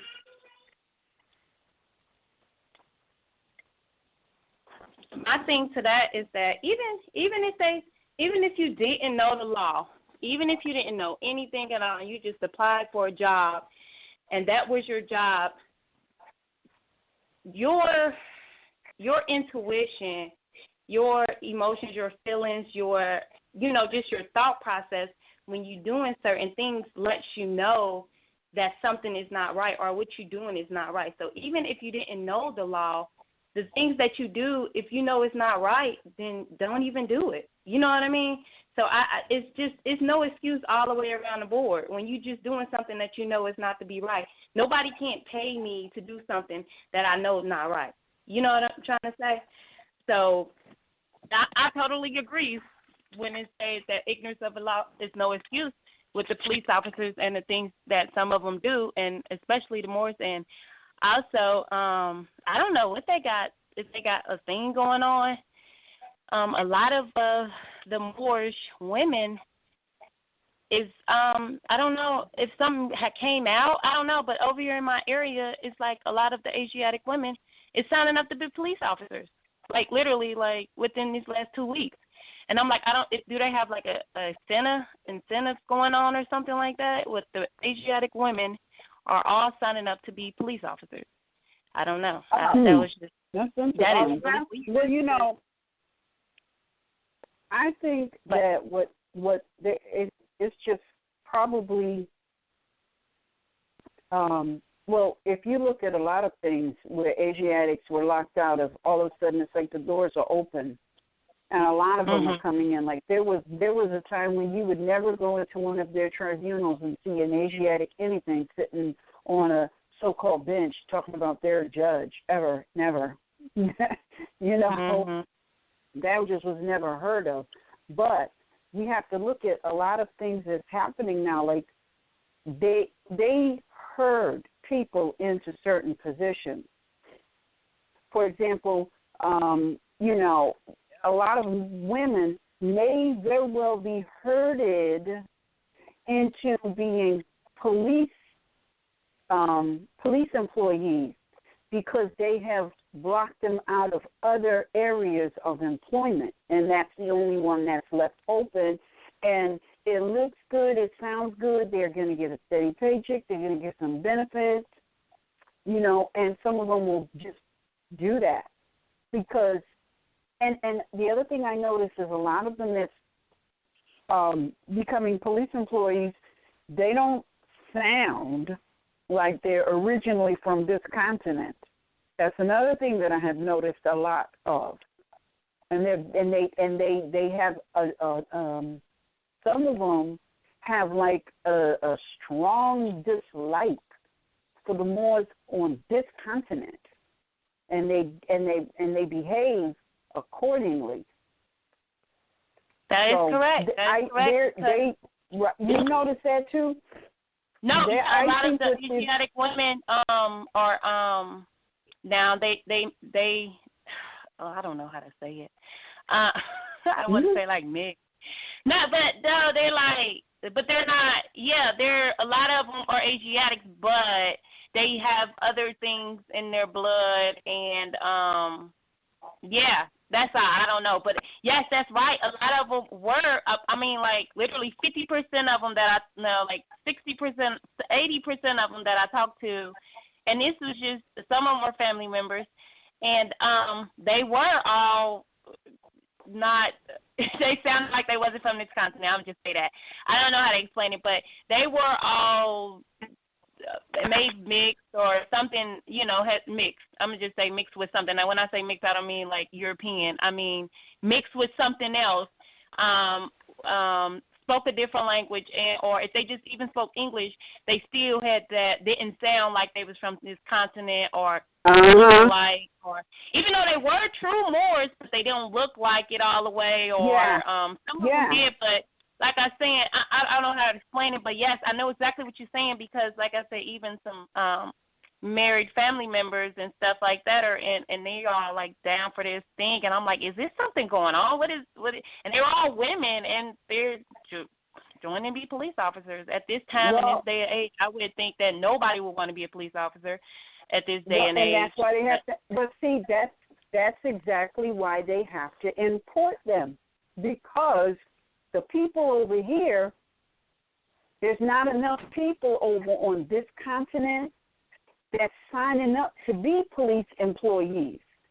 So they're importing them now because the Moors over here will not apply for those positions. And I know in my area, they started giving signing bonuses for people who would sign up to be police employees. Believe it or not. So there's a lot of, but see, what's happening, and this is why we really have to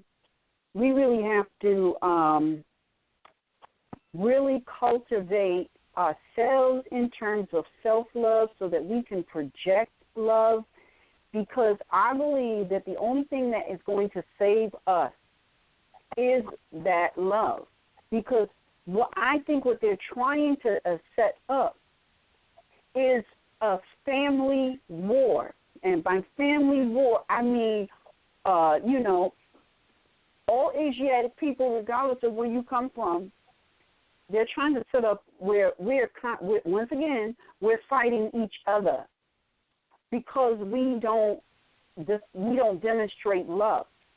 Family love. See, family is not just family on North America. Family is worldwide, all right?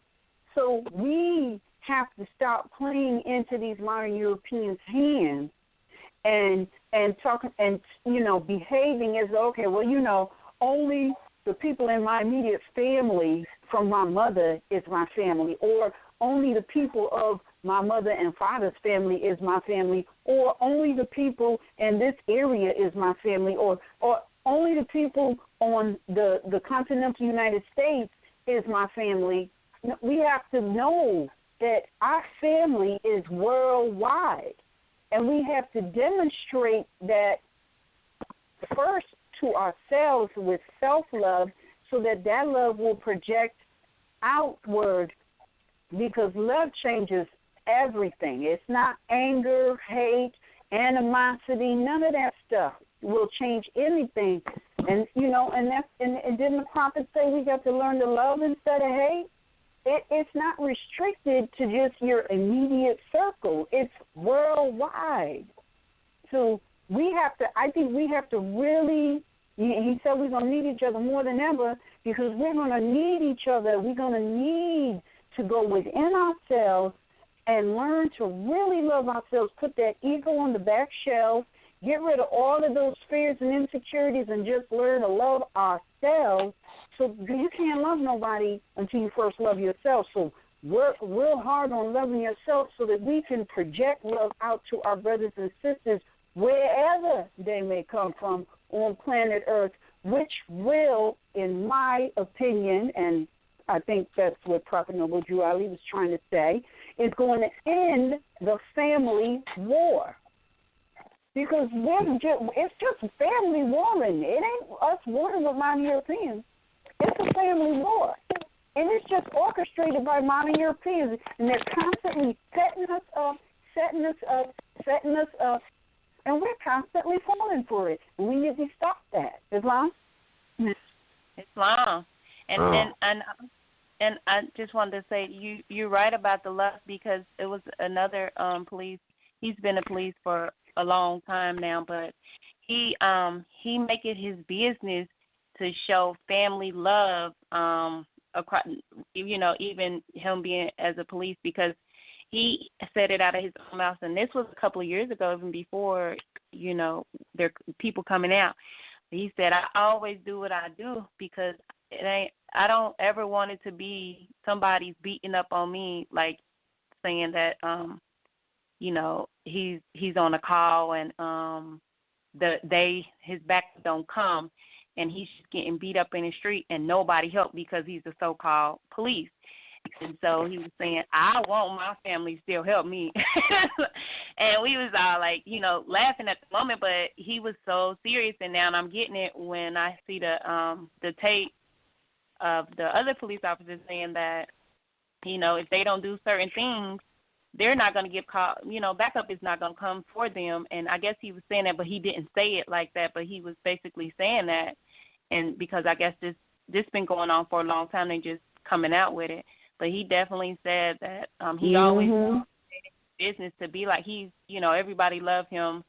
And now I see what he was saying when he said that a couple of years ago and why he said that. Because I'm like, why would you think no backup wouldn't come?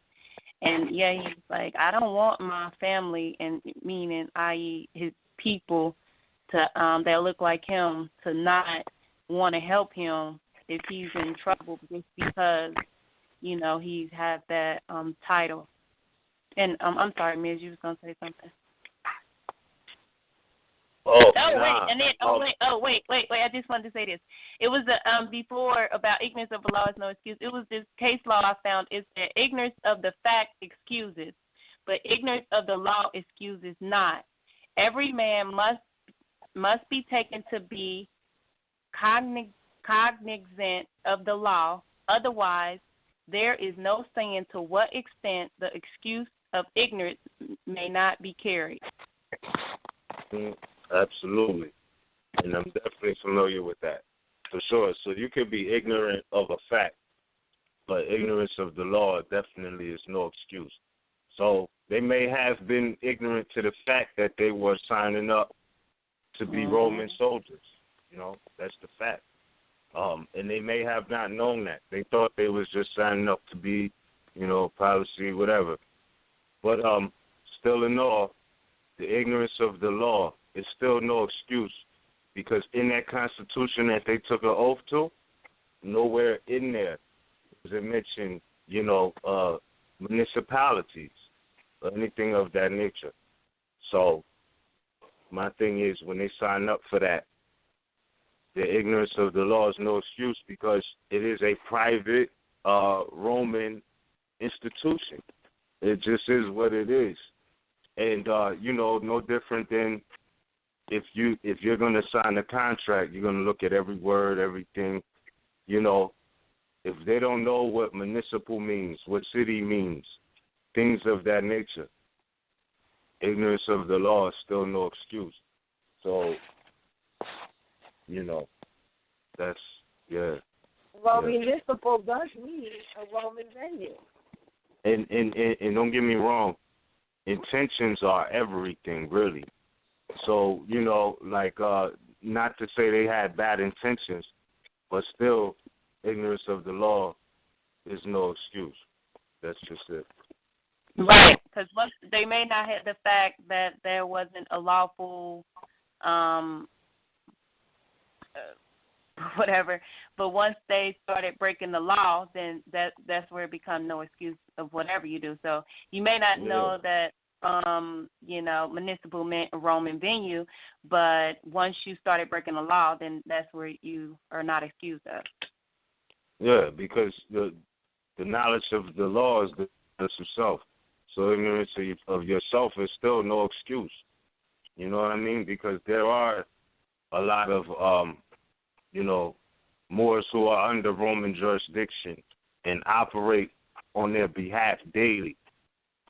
You know what I mean? But it still shows, to me, I could be wrong, I'm open to all types of, different views and everything. But to me, it's just like that exhibition of the ignorance of the law and ignorance of the knowledge of self. It even goes back to not knowing that you're a Moor. You know what I mean? Like, it goes back to that level of ignorance as well.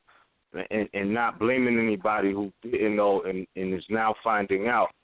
But what I'm just saying is that if you knew your history as a Moor and how that correlates with Rome and how that correlates with us in the Western Hemisphere, North America, Northwestern Mexicans, I don't see how you could logically go apply for that if you had knowledge of self, knowledge of law. But again, when we talk about Islam, I self-law and master, not necessarily just, praying or anything like that, or I'm talking about really that science of mastering yourself. You could put all your contributions forth to your nation regardless of signing up with Rome or not. You know what I mean? And that's just what it is. But if that's where you contribute energies from, then, energies too, then that's your business. You know what I mean? But, still to know, I just say it's still, to me, it demonstrates a certain lack of knowledge of self, specifically with the agenda that's at hand right now today. So I can't say I know it all. I can't say, somebody else does or doesn't. I'm just saying the basic fundamentals of knowledge of self, which include nationality, is all in conjunction with law. So lack of the knowledge of yourself is ignorance of the law, which is still no excuse. And with that, that's all I have to say. Islam.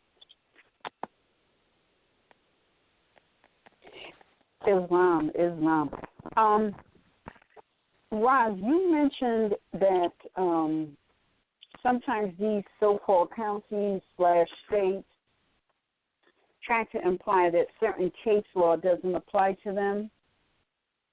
Yeah, they'll say that. Did you happen to give a case law that supports that? Because I have one. Well, yeah. Go ahead, read yours. I All right. did. I said it, but I gave the willfulness one. But go ahead and read yours. Because I found this case law that said federal law and Supreme Court cases apply to state court cases. Howlett versus Rose. That's 1990. Because sometimes they like to say, "Oh, well, that doesn't apply to us." Yeah, it does. Right. And it's good you brought that up because they say that to the people a lot, and then they say, "Well, they said that it didn't apply to them." Those are the same people that believe when they tell them that the Constitution is suspended. So yeah, go ahead and add on to that. That's important. And then I also wanted to give the people the reference on Federal Reserve notes is evidence of a debt. And there's case law, quote, a note is only a promise to pay and not payment. Now, if you examine any Federal Reserve note, keyword there, note, It says it's a note. A note is only a promise to pay and not payment. Fidelity Savings versus Grimes. How about that for a case law? And then there is a debt is not paid by the giving of a note. Nolan Company versus Maryland Casualty. I just wanted to give that for the people listening. Wow, there it is.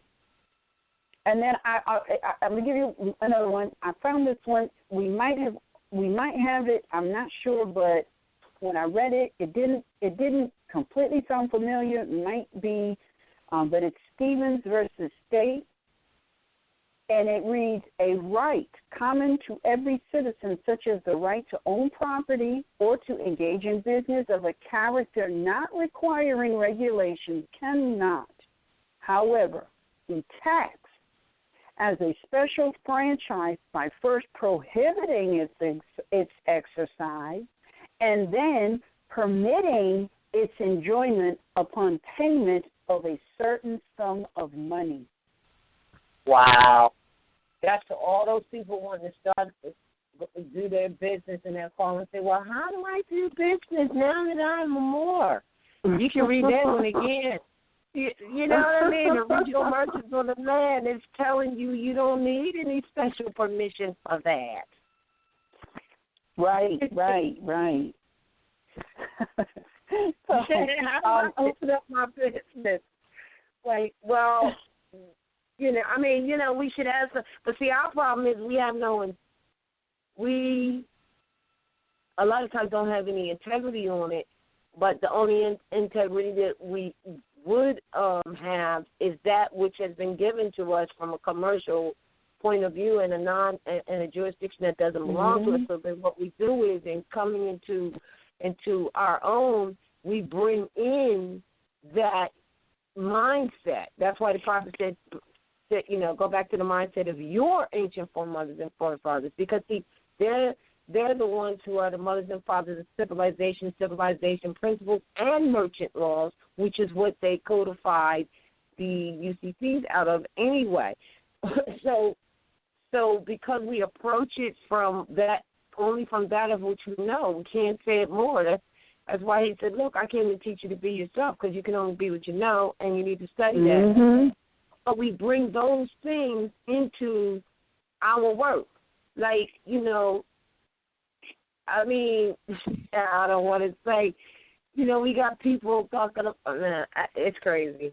They're on a blog talking about they're taking donations for rent money. For rent. Like, what kind of crap is that? You don't bring that into the Moorish paradigm. Are you serious? You know what I'm saying? You should be saying, I'm taking donations so that we can all take this course that I'm offering or whatever, so that we can make a claim to our estate, so that where we don't have to do that. That would have been, cool, but I'm not saying that you should do that if you don't know. But, things like that, so we bring the wrong mindset into things. We just do. And we screw it up, and they know it. I had a question. I had a question for the people on the panel. I was looking through a case, an old case and stuff for reference, and I found it was, it was two people who entered into a contract, and they went to court, and the person the person that entered into the contract did some unlawful things and denied the right of due process. And so the court said that it was a municipal court, of course, and they had said that, that individual does not have to give you due process of law. It only applies to the state or to the Fed. So what do you think about that? Because that threw me off. I know it's untrue. What? It only applies to state or the Fed. So what they're telling you is that we have our own rules and we're not going by the law. That's what they're saying. Are you a member of us? But no, they were saying it to the two people who went to court. So say that me and you, Ross, we got into a contract, and then you breached the contract, and then denied the right of due process. You just like forcefully took whatever, and then so I took you to court, and then the court said, well, she don't have to give you right or due process of law. She didn't have to do that. What's the list of that? I don't know, baby. I don't get that. Did you get that, Annie? Why did they say that? Well, what they're saying basically is that, well, first of all, they're in the wrong court. That's what they're saying. They're in the wrong court because the municipal court is only sanctioned to administer, like, public safety program. That's it. They can't hear anything else. They're incompetent. Right. The people were in the wrong court from the start. Yeah, they were in the wrong court because they can't hear that. They can't hear nothing, really. A municipal court can't hear anything. Look, where's that case for? I just read it. They can't hear anything. Let me see if I can find it. Oh, please let me find it.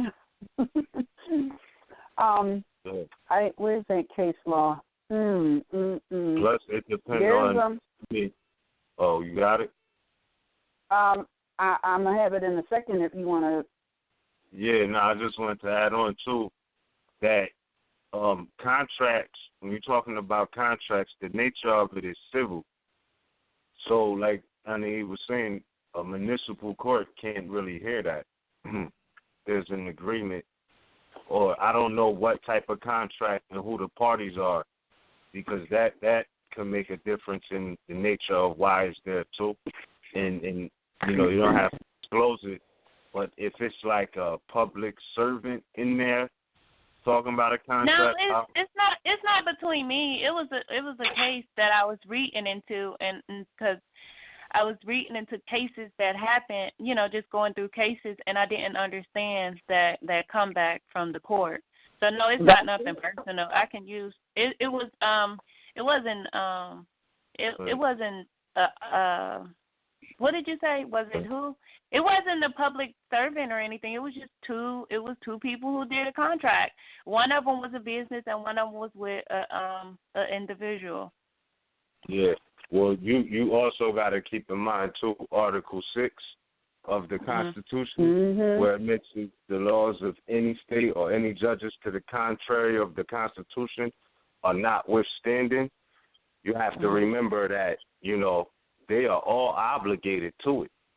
Now, they do their own democracy because they told you that they're repping the democracy, which is unconstitutional. So they really can't hear those types of things. But no matter what they're claiming and what they're acting as, and this gets back to the concept of them assuming a certain position of, ruler of the land, whereas they act like their obligation is on a precarious note when it's really obligatory. And that's really what the problem is. But they never had jurisdiction ab initio. So when they say things like, well, that only applies to the feds in the state. No. Via the Constitution, it applies to anybody who's claiming to be a judge. And if you're saying that you're representing the state and you're hearing, quote-unquote, state matters or whatever, I'm holding you to that claim and the law of the land at the same time. Though I know who you are, but you're lying, but I'm holding you to your claim or whatever. So I don't know how a contract ended up.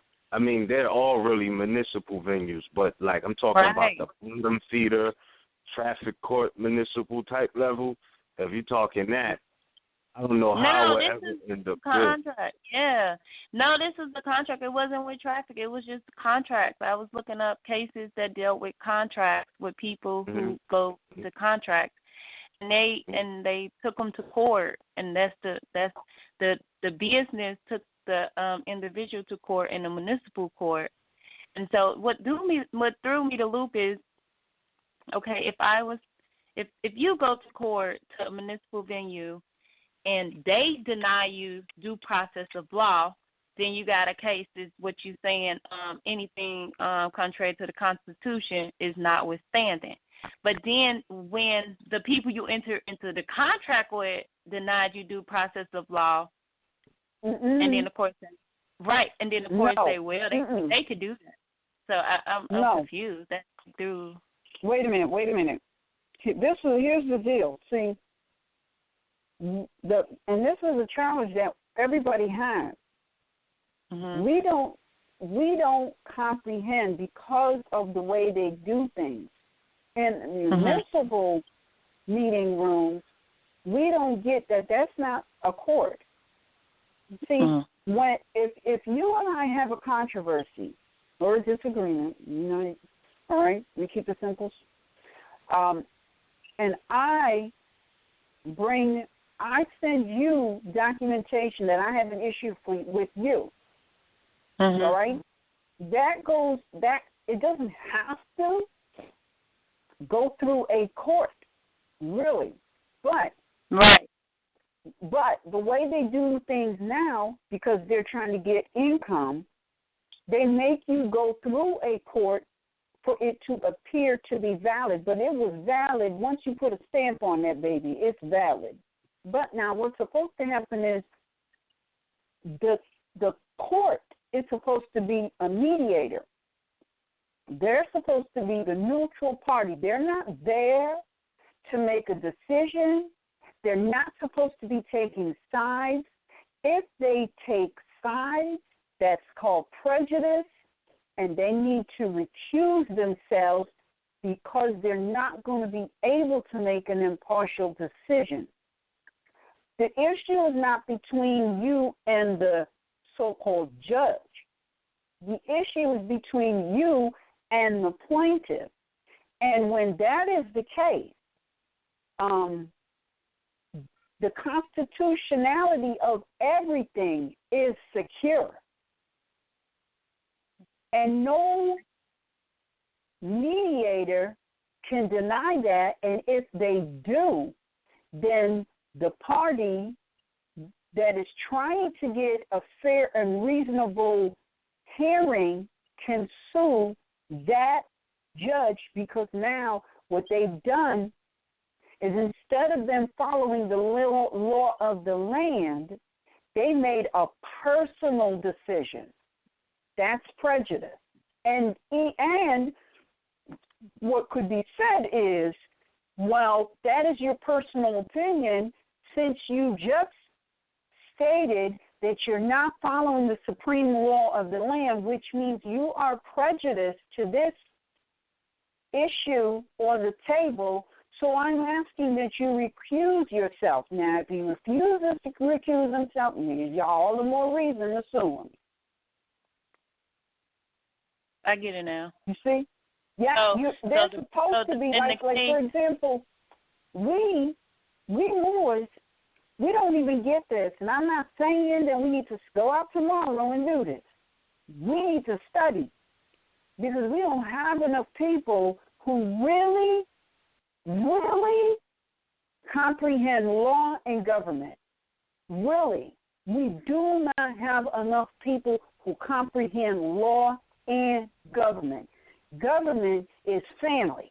It's not somebody outside. It's not somebody foreign to you. It's family. And if you can't get that, then you ain't going to get the law. We're not even talk about it. Let's not talk about the law, because if you don't get that government is family, we ain't got nothing else to talk about. Right? But if we could get it right, if we could just put our ego on the back burner, we can do the same thing that these modern Europeans are doing. We can go and rent that room on Thursday, and we can call them in. If we can get our crap together. Those are public buildings. We can rent a room too. And you know what? I just wanted to add on with you saying that Moors, Aboriginal, Indigenous people should always keep in mind the definition of court in international law. And you can check it out in your Henry Campbell Black's Law Dictionary, Revised 4th Edition, on page 425. And it says, the definition of court in international law is the person and suite of the sovereign, the place where the sovereign sojourns with his regal retinue, wherever that may be. So Moors can make their own decrees, because like you mentioned in a case law out of a municipal court, I never heard of a case law coming out of a municipal court. Like, it just, that's foreign. You know what I mean? Now, I mean, as far as the lowest level of the municipal courts, the bottom feeders, like the ones that deal with the traffic and all of that, that type of court is never where they hear a whole contracts for hearings unless it's among two parties who are maybe, you know, within that jurisdiction of Rome and are Romans and claiming to be esquires and things of that nature. So maybe it was between like some esquires or something. But civil contracts, I never heard of them being handled in Rome. I mean, not in Rome, but through Roman venues on Al-Moroccan or Mexican soil. But that concept of court, you know, in making our own decrees, that is not something that's far-fetched. Like, that is something we could do. Also see the definition of self-executing judgments, because these institutions don't have jurisdiction. And we're saying that for a multitude of reasons, but one of the primitive ones is because we are the Aboriginal indigenous people, and these are foreign institutions. That's the underlying theme for real of why they don't have jurisdiction. Bottom line, among the fact they weren't sanctioned by the Constitution. So when they make claims like, oh, we don't have to, you know, acknowledge due process of laws, Moors need to wake up to the fact that that's a disrespect to the Constitution and your ancestors, because one of the most primitive examples about due process of law, and people ask, well, where's the Moors signatories on the Constitution? The Moors signatories, in essence, is written in blood into that Constitution. And if you don't believe me, check out the Salem witch trials, which influence your right to due process of a law present day. All right? The right to face your accuser, the right to cross-examination, all of these things come from the Salem witch trials, heavily influenced from the Aboriginal people. So when they say stuff like that they don't have to acknowledge due process of law, that's a disrespect to the Aboriginal people, and is another example of why they do not have any jurisdiction, bottom line, and why we're not under that. But they're obligated because, again, the 6th article of the Constitution substantiates beyond any speculation, beyond reasonable doubt, that anything to the contrary of the Constitution has no standing. Now, it goes back to the concept of international law. When somebody breaches that contract, you have the right to opt out or void the contract, but it doesn't necessarily make it void without the aggrieved party affirming that they want out. So it's the same thing on the national scale. When they deny and make open statements like due process of law doesn't apply to us, it only applies to the states and the feds, that's not just a disrespect to the Constitution, but also the Aboriginal, indigenous, Asiatics of North America of Moorish descent, because our signatures is written in blood in that Constitution. From false accusations, you know what I mean, to being alleged, to be, and this is where they get, excuse me, because we're talking due process of law at the same time. So many people get played, well, somebody told me this, that, and the third about you, and this, that, and the third, and never get to face their accusers.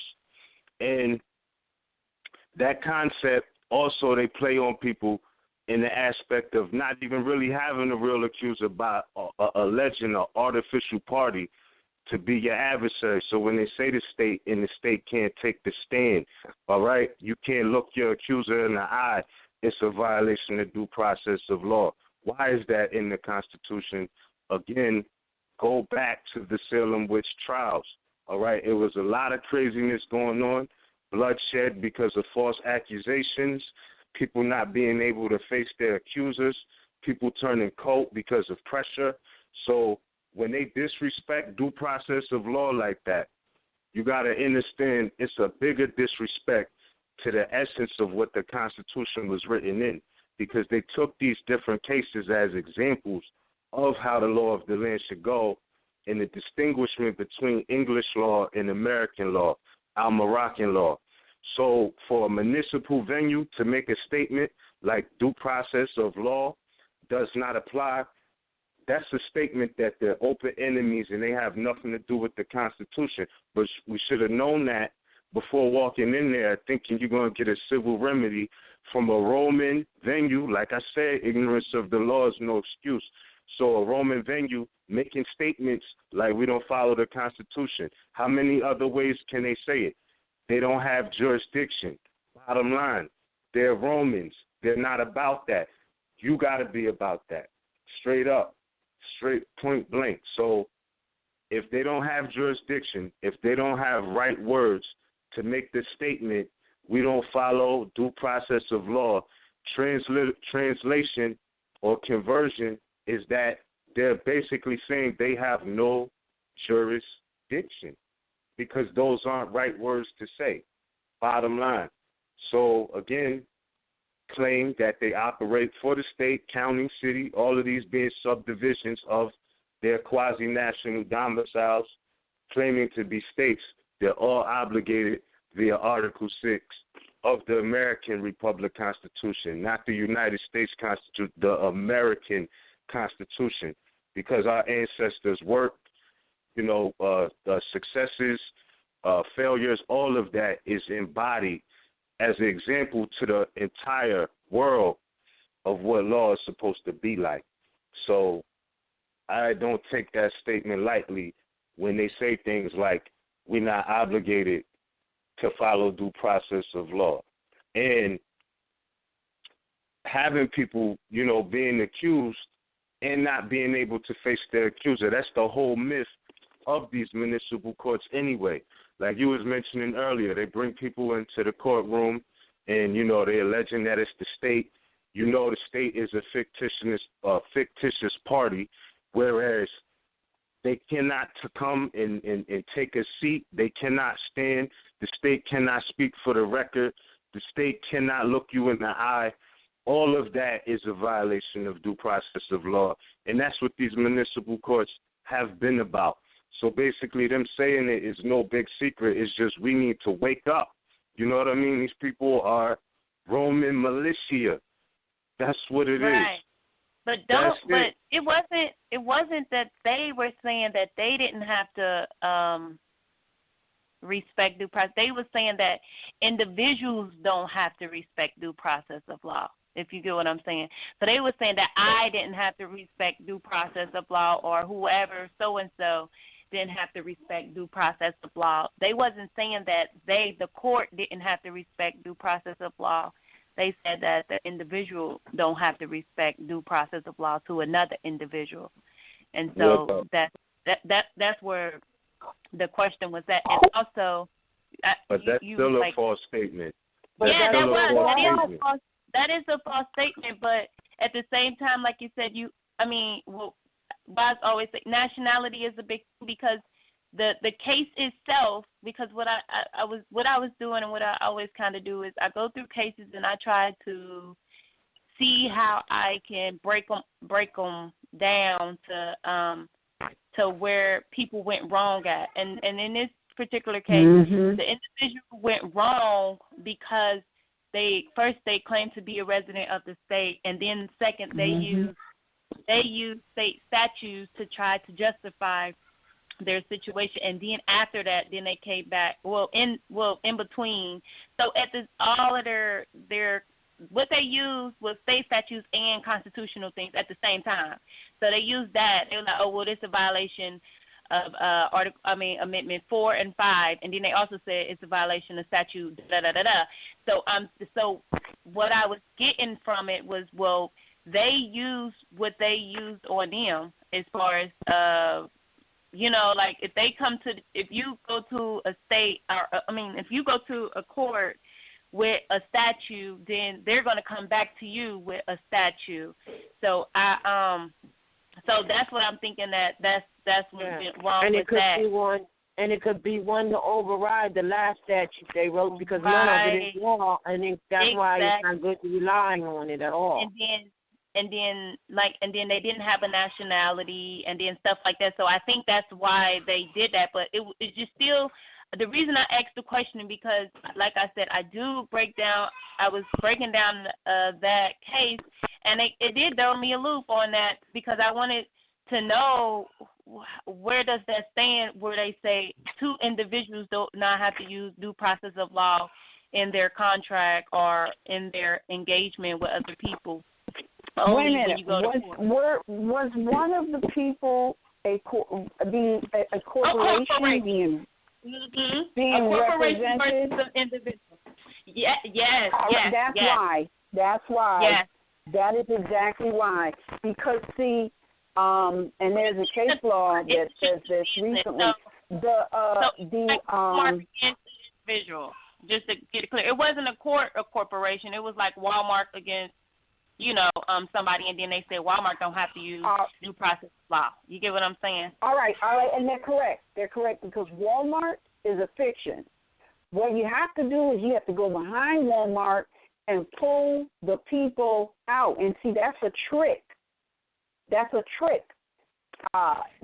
they, even in, most people, they will try to sue the corporation. You're never going to be able to sue a corporation. That's the trap. A corporation is not a flesh and blood being. I don't care. And here's the other thing. They just affirmed that the 14th Amendment is void, because the 14th Amendment is for corporations. And if the corporation really was a person, as they tried to imply, then that corporation would be able to use the Constitution, or you would be able to use the Constitution against it. So they just affirmed that the 14th Amendment absolutely is void, doesn't even exist, has no standing, but we already knew that. What that situation right there is really, it sounds like the person brought a suit against Walmart, as opposed to bringing the suit against the CEO of Walmart, in addition to the specific person who violated their constitutionally secured rights. Because the CEO is accountable for everything that goes on in the corporation. So you have to bring the head nigga in charge into the mix, along with the employee. Well, I just want to thank you so much, because that sounds like what happened. Yeah, it was what happened, but I really, really, really, really got more than what I was looking for on the call, because I was looking for my own. I mean, when I read, I'm not just reading the cases just for fun, of course. It's because you're trying to learn. And so with Mia's whole breakdown with the right of due process of law, that really was something that needed to be heard, because history, and that also gives you, it just gave me like some amp, because I'm like, that's deep right there. I'm like, really, like, I'm ready to beat somebody up to, mess with my due process of law. You know what I mean? Like, flex the due process. But I'm not even going to hold you. That's that "Are you in denial of your ancestry" part 3 energy right there. Right. Like, I'm like, oh, what the heck? I'm like, he's going in. But I still wanted to get it clarified about individuals, two individuals. But now that and he put it on the table about, well, that's the reason why they sued Walmart instead of suing the CEO of Walmart and getting the actual individual name. And also, they themselves did some stuff, but it's still really good to go through the cases for me because I still get to see and feel and, you know, get the whole concept of what's going on and how they try to play people.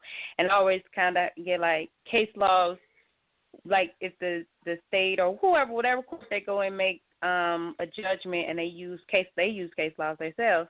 And so I will always try to see if I can find a case law to counter that case law, you know, that's real, because they only use case laws that is in their courts, which is out of order, because how are you going to use case laws that's only in your courts? They're not even Supreme case laws. They shout out case laws that only they did, you know, and it's just like, it makes no sense. But yeah, that's how they circumvent, because see, and that's why I always say that we have to come with the Constitution. We really do, because and you have to be nationalized too to come with the Constitution. Because, like I said, that case, they wasn't even nationalized or anything. They didn't even know who they were. And so with that, if you don't know who you are, you don't even know what law applies to you. So they couldn't even come. So if, you know, now that Amore coming in, the whole situation and the whole table, the whole plate, everything on the plate is going to be different, because now you have a person in proper persona, you know, versus a person that was in pro se or that didn't even know who they are, you know, let alone anything in lawful, you know. So yeah. Exactly, but just, you know, just for those, you know, because there's more out there who may inadvertently, you know, go in for suing a corporation. It's very easy to do. You know, that's because we're all in catch-up mode. It's very easy to do. That's why, you know, we do these types of calls so that people can know. Anytime. It's just so imperative. I mean, I can't stress it enough. People, go to the RV Bay Publications website, read that letter, the address to the people of Great Britain from 1774. You're going to see why the American Constitution was written. If you don't know nothing else about that incredible document called the American Constitution, 1791, know this. That document was written to protect the people, the flesh and blood people, all people, from any corporation on American soil from violating your liberties any which way whatsoever. And if you're not clear what liberties entail, I suggest you go to the Black's Law 4th edition dictionary and look up that definition of liberties. You will be there for a minute, because your liberties are extensive, and your liberties come to you just by virtue of your birth. That's why this is birthright theft. It is not a commercial transaction. It is birthright theft. Islam.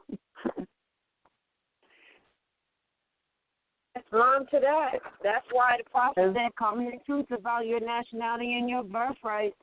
Come link yourself back to the family of nations. Or bring yourself back to the constitutional form of government and link yourself back to the family of nations so that you may take your place amongst the affairs of man. That's exactly it. I mean, you just broke that down, that it's not about commerce. It really isn't. We are so, oh, my gosh. It's about your liberties being violated. People will say that, oh, you're violating my rights, oh, you're violating my liberties, but they really don't know what that is. And as you stated, once you really see what that is, you will have no other choice but to know, not agree, but to know that it's about birthright theft. Yeah. So come here, it's about your birthright. And with that, of course, you're not going to call it a black because now you're in the 14th Amendment fiction and the coins and the brands that were branded, which is also why the prophet said, there's no need for the 14th Amendment for the salvation of my people.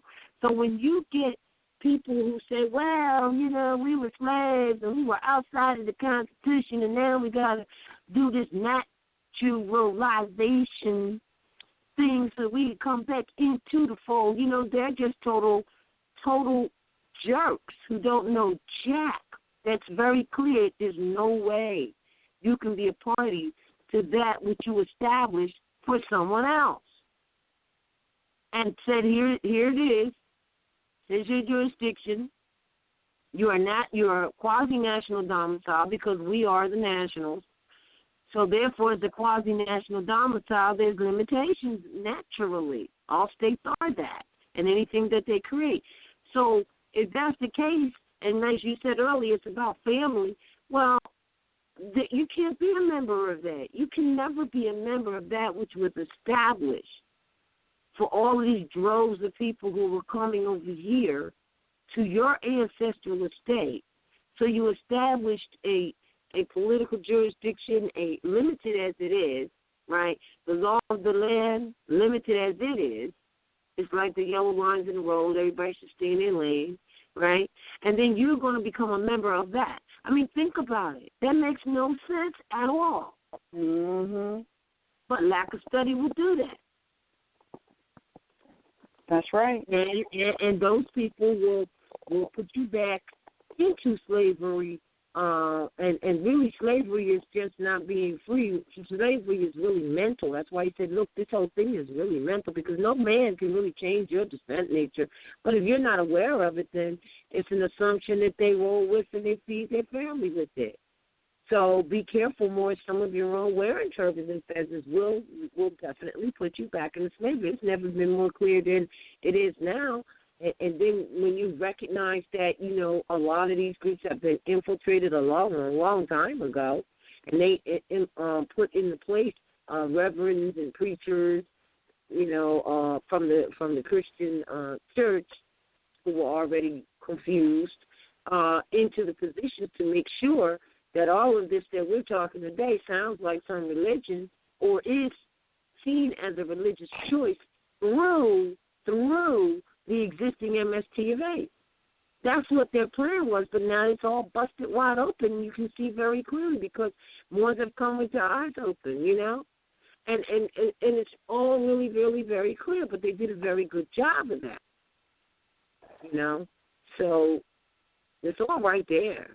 You want to fight for liberties. You want to talk about somebody violated your right and liberty being the same thing. Then at least go read what the liberty is. And I'm telling you have no other choice. No other choice but to recognize what's going on. You couple that. It's not. Lastly, you couple that with what this whole broadcast was about, hinged on, and that is with the enforcing of the Constitution, which is the law of this land. You do those two things, you understand what your liberties are. You read the Constitution and you understand they're being violated daily by people who are pretending. You have no choice, force, which means strengthen. The law of the land and join up with family, no matter how discombobulated we are. The law of the land will get us all in order. In fact, it's used to keep them in order. So at least do that. Islam.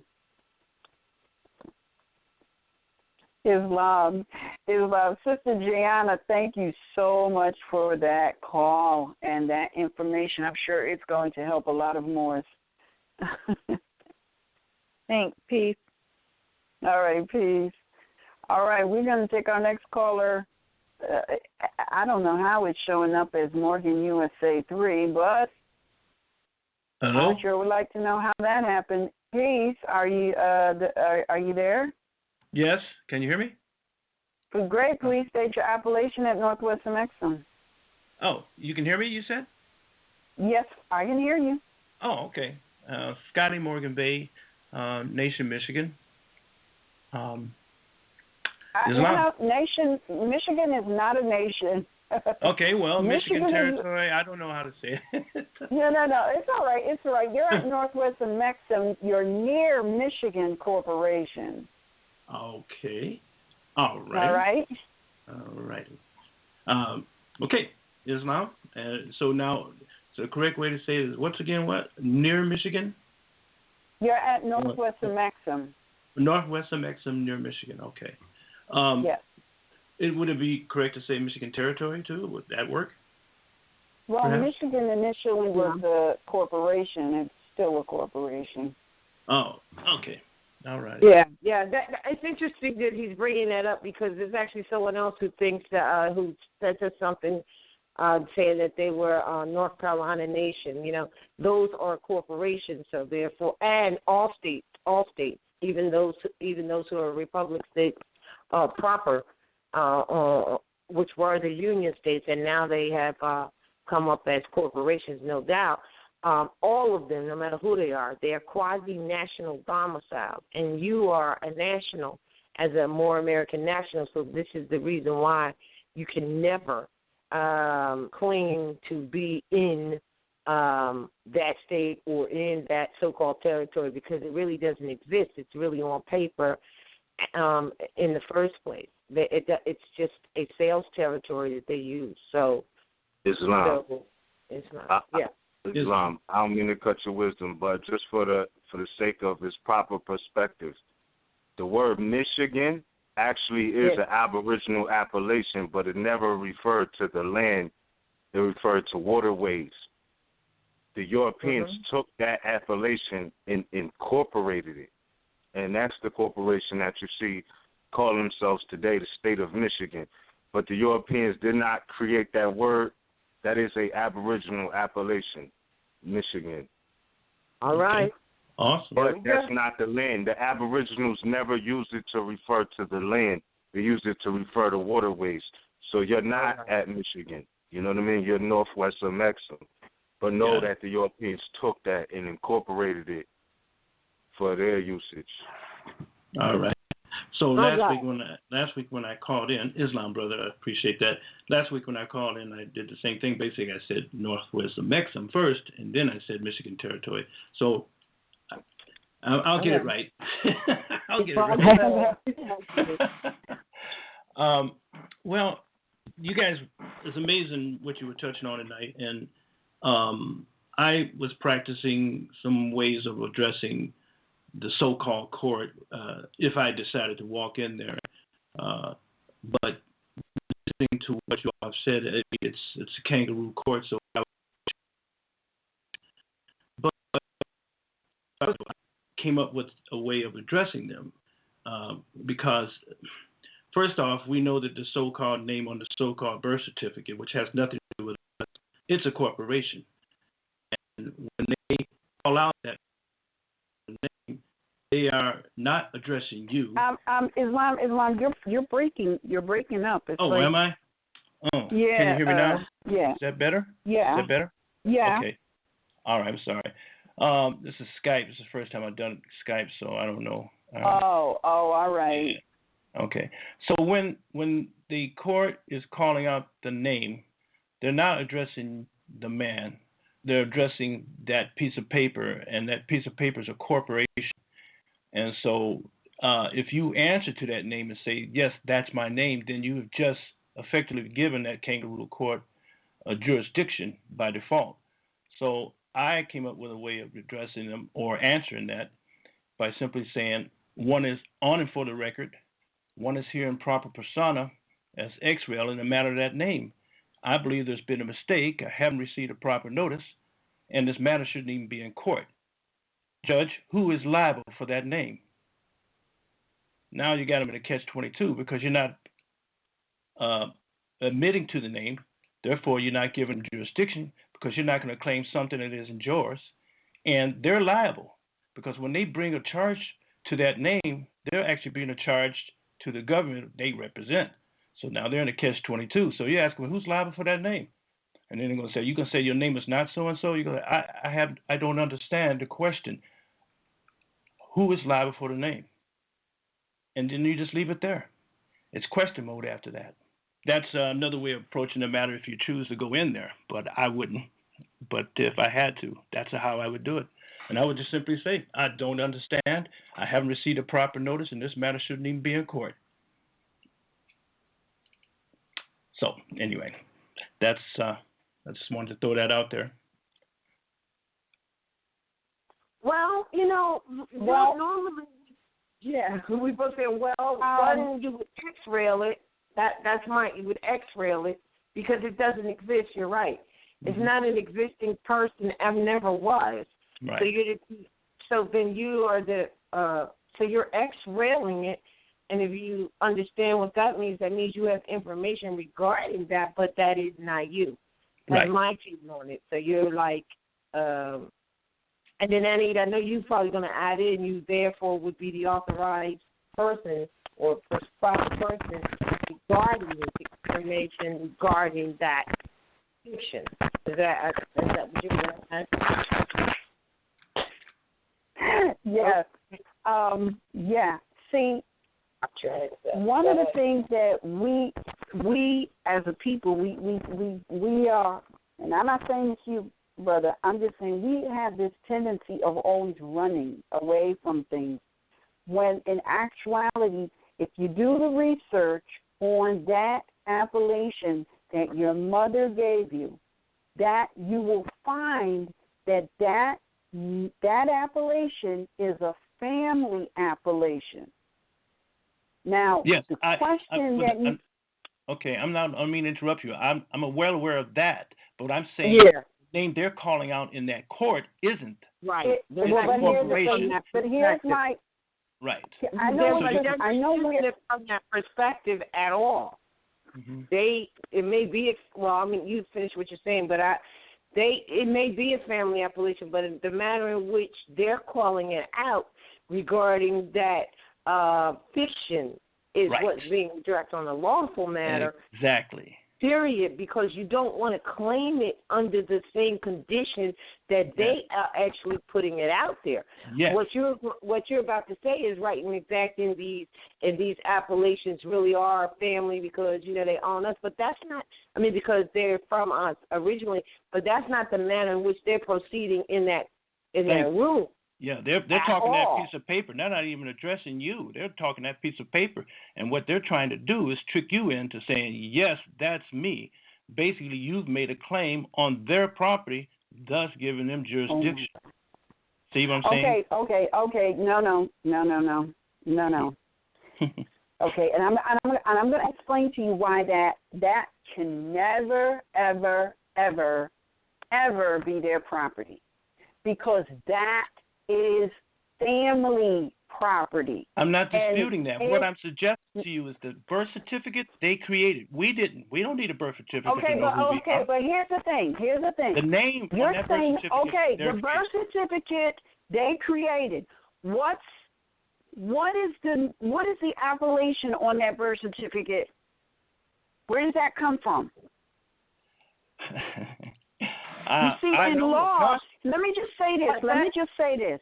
In law, in Michigan, and making it a state, a corporation. In law, in law. I get you, but my point is that they have converted that. Let me just finish because I already know where you're going. You're saying that to say that look, I'm not even going to. What you're giving away hereditaments. Not in that fake jurisdiction. No, I'm not. Yes, you are. They don't have jurisdiction over you to begin with. When it comes to inheritance is that appellation and any derivative.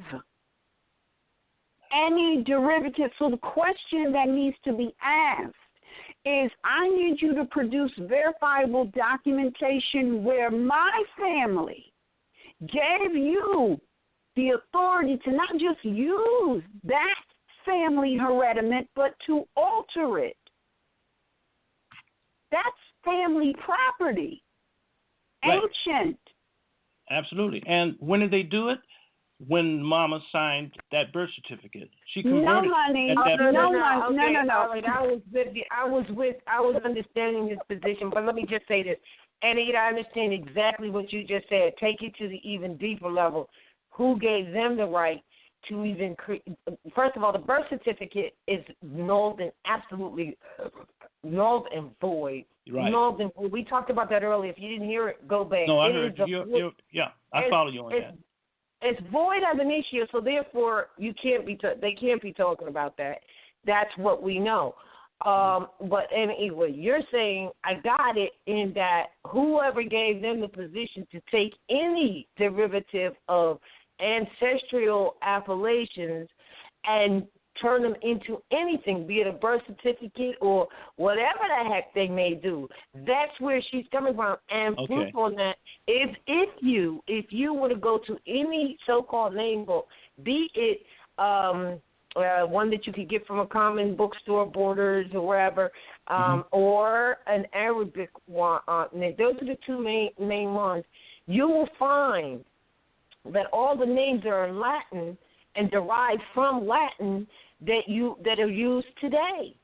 And so then you go there, and whatever your mother gave you, for instance, you will go and find a whole different and proper and original pronunciation and possibly spelling, and then, of course, the meaning as well. So it never did belong to them. It came from a Latin derivative. It came from Moorish Latin, and in that respect, it's a derivative. And so what you're saying, Anna Ede, is who gave them the right to use it. Now, forget the birth certificate, brother, because the birth certificate is a document that proves human trafficking, and it is not a contract. You know it's not a contract if you understand contract law. It's not a contract, never was. Got it. I got it now. Yep. Go deep on them like that. I got you. All right. I stand corrected.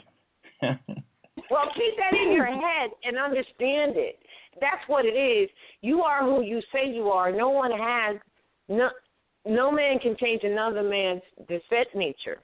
Mm-hmm. You know, so they won't call you. But if they call, here's where you're at. If you call something and it answers, then, you know, hey. But you are going in there saying, when they say John Smith, you are saying, I am whatever, Bay, X-Rail John Smith. That's very simple. Check it out. X-Rail means you have information. So what Anna Ede is offering is you got deeper information than what they got because you got ancestral information. Now, that's right. It means you have information not only, but it also, and check this out. There's only two people on the planet that can even use X-Rail. I bet you might not have known that. And the only two people who can even use X-Rail is either an attorney general, because they're speaking for fictions, right? Or one who is in their proper person. That would be you. Right. So in other words, I'm the only one who can speak for that name. That's right. That's what it's. That's right. right. And that's right. And the power of that is that this is an ancestral hereditament. This was here long before modern Europeans came on the scene. So how do they get to make a claim of ownership? They can't. And now let me just make an analogy for you, because everybody gets this when I talk about Marvin Gaye. Marvin Gaye, Sexual Healing, I think the name of the song. This modern European took it and took the beat and put some new words on top of the beat. And the Marvin Gaye estate came after him. That's copyright infringement. This is the same thing, only it's deeper than copyright infringement. This is ancestral inheritance. So if this is ancestral inheritance, we're the Aboriginal indigenous people. We're the first people on this land. We was here long before modern Europeans. These are appellations that we're using and any derivative thereof long before modern Europeans came on the scene. How did they get to claim it? Because we give it up.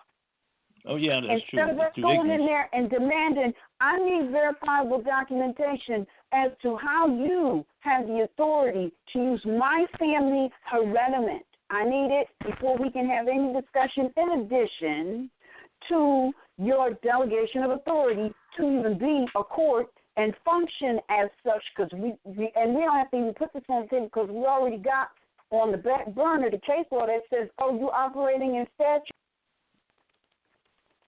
Geico presents sharing versus oversharing. Earlier this week, Claire Tippins shared a princess nickname generator, 3 pictures of her dog wearing a tutu, and 2 online quizzes, including what candy is your dream castle made of? Claire, your sharing has tipped the sugar scale and turned into oversharing. But have no fear, princess. Geico has something worth sharing with your internet kingdom, like how you could save hundreds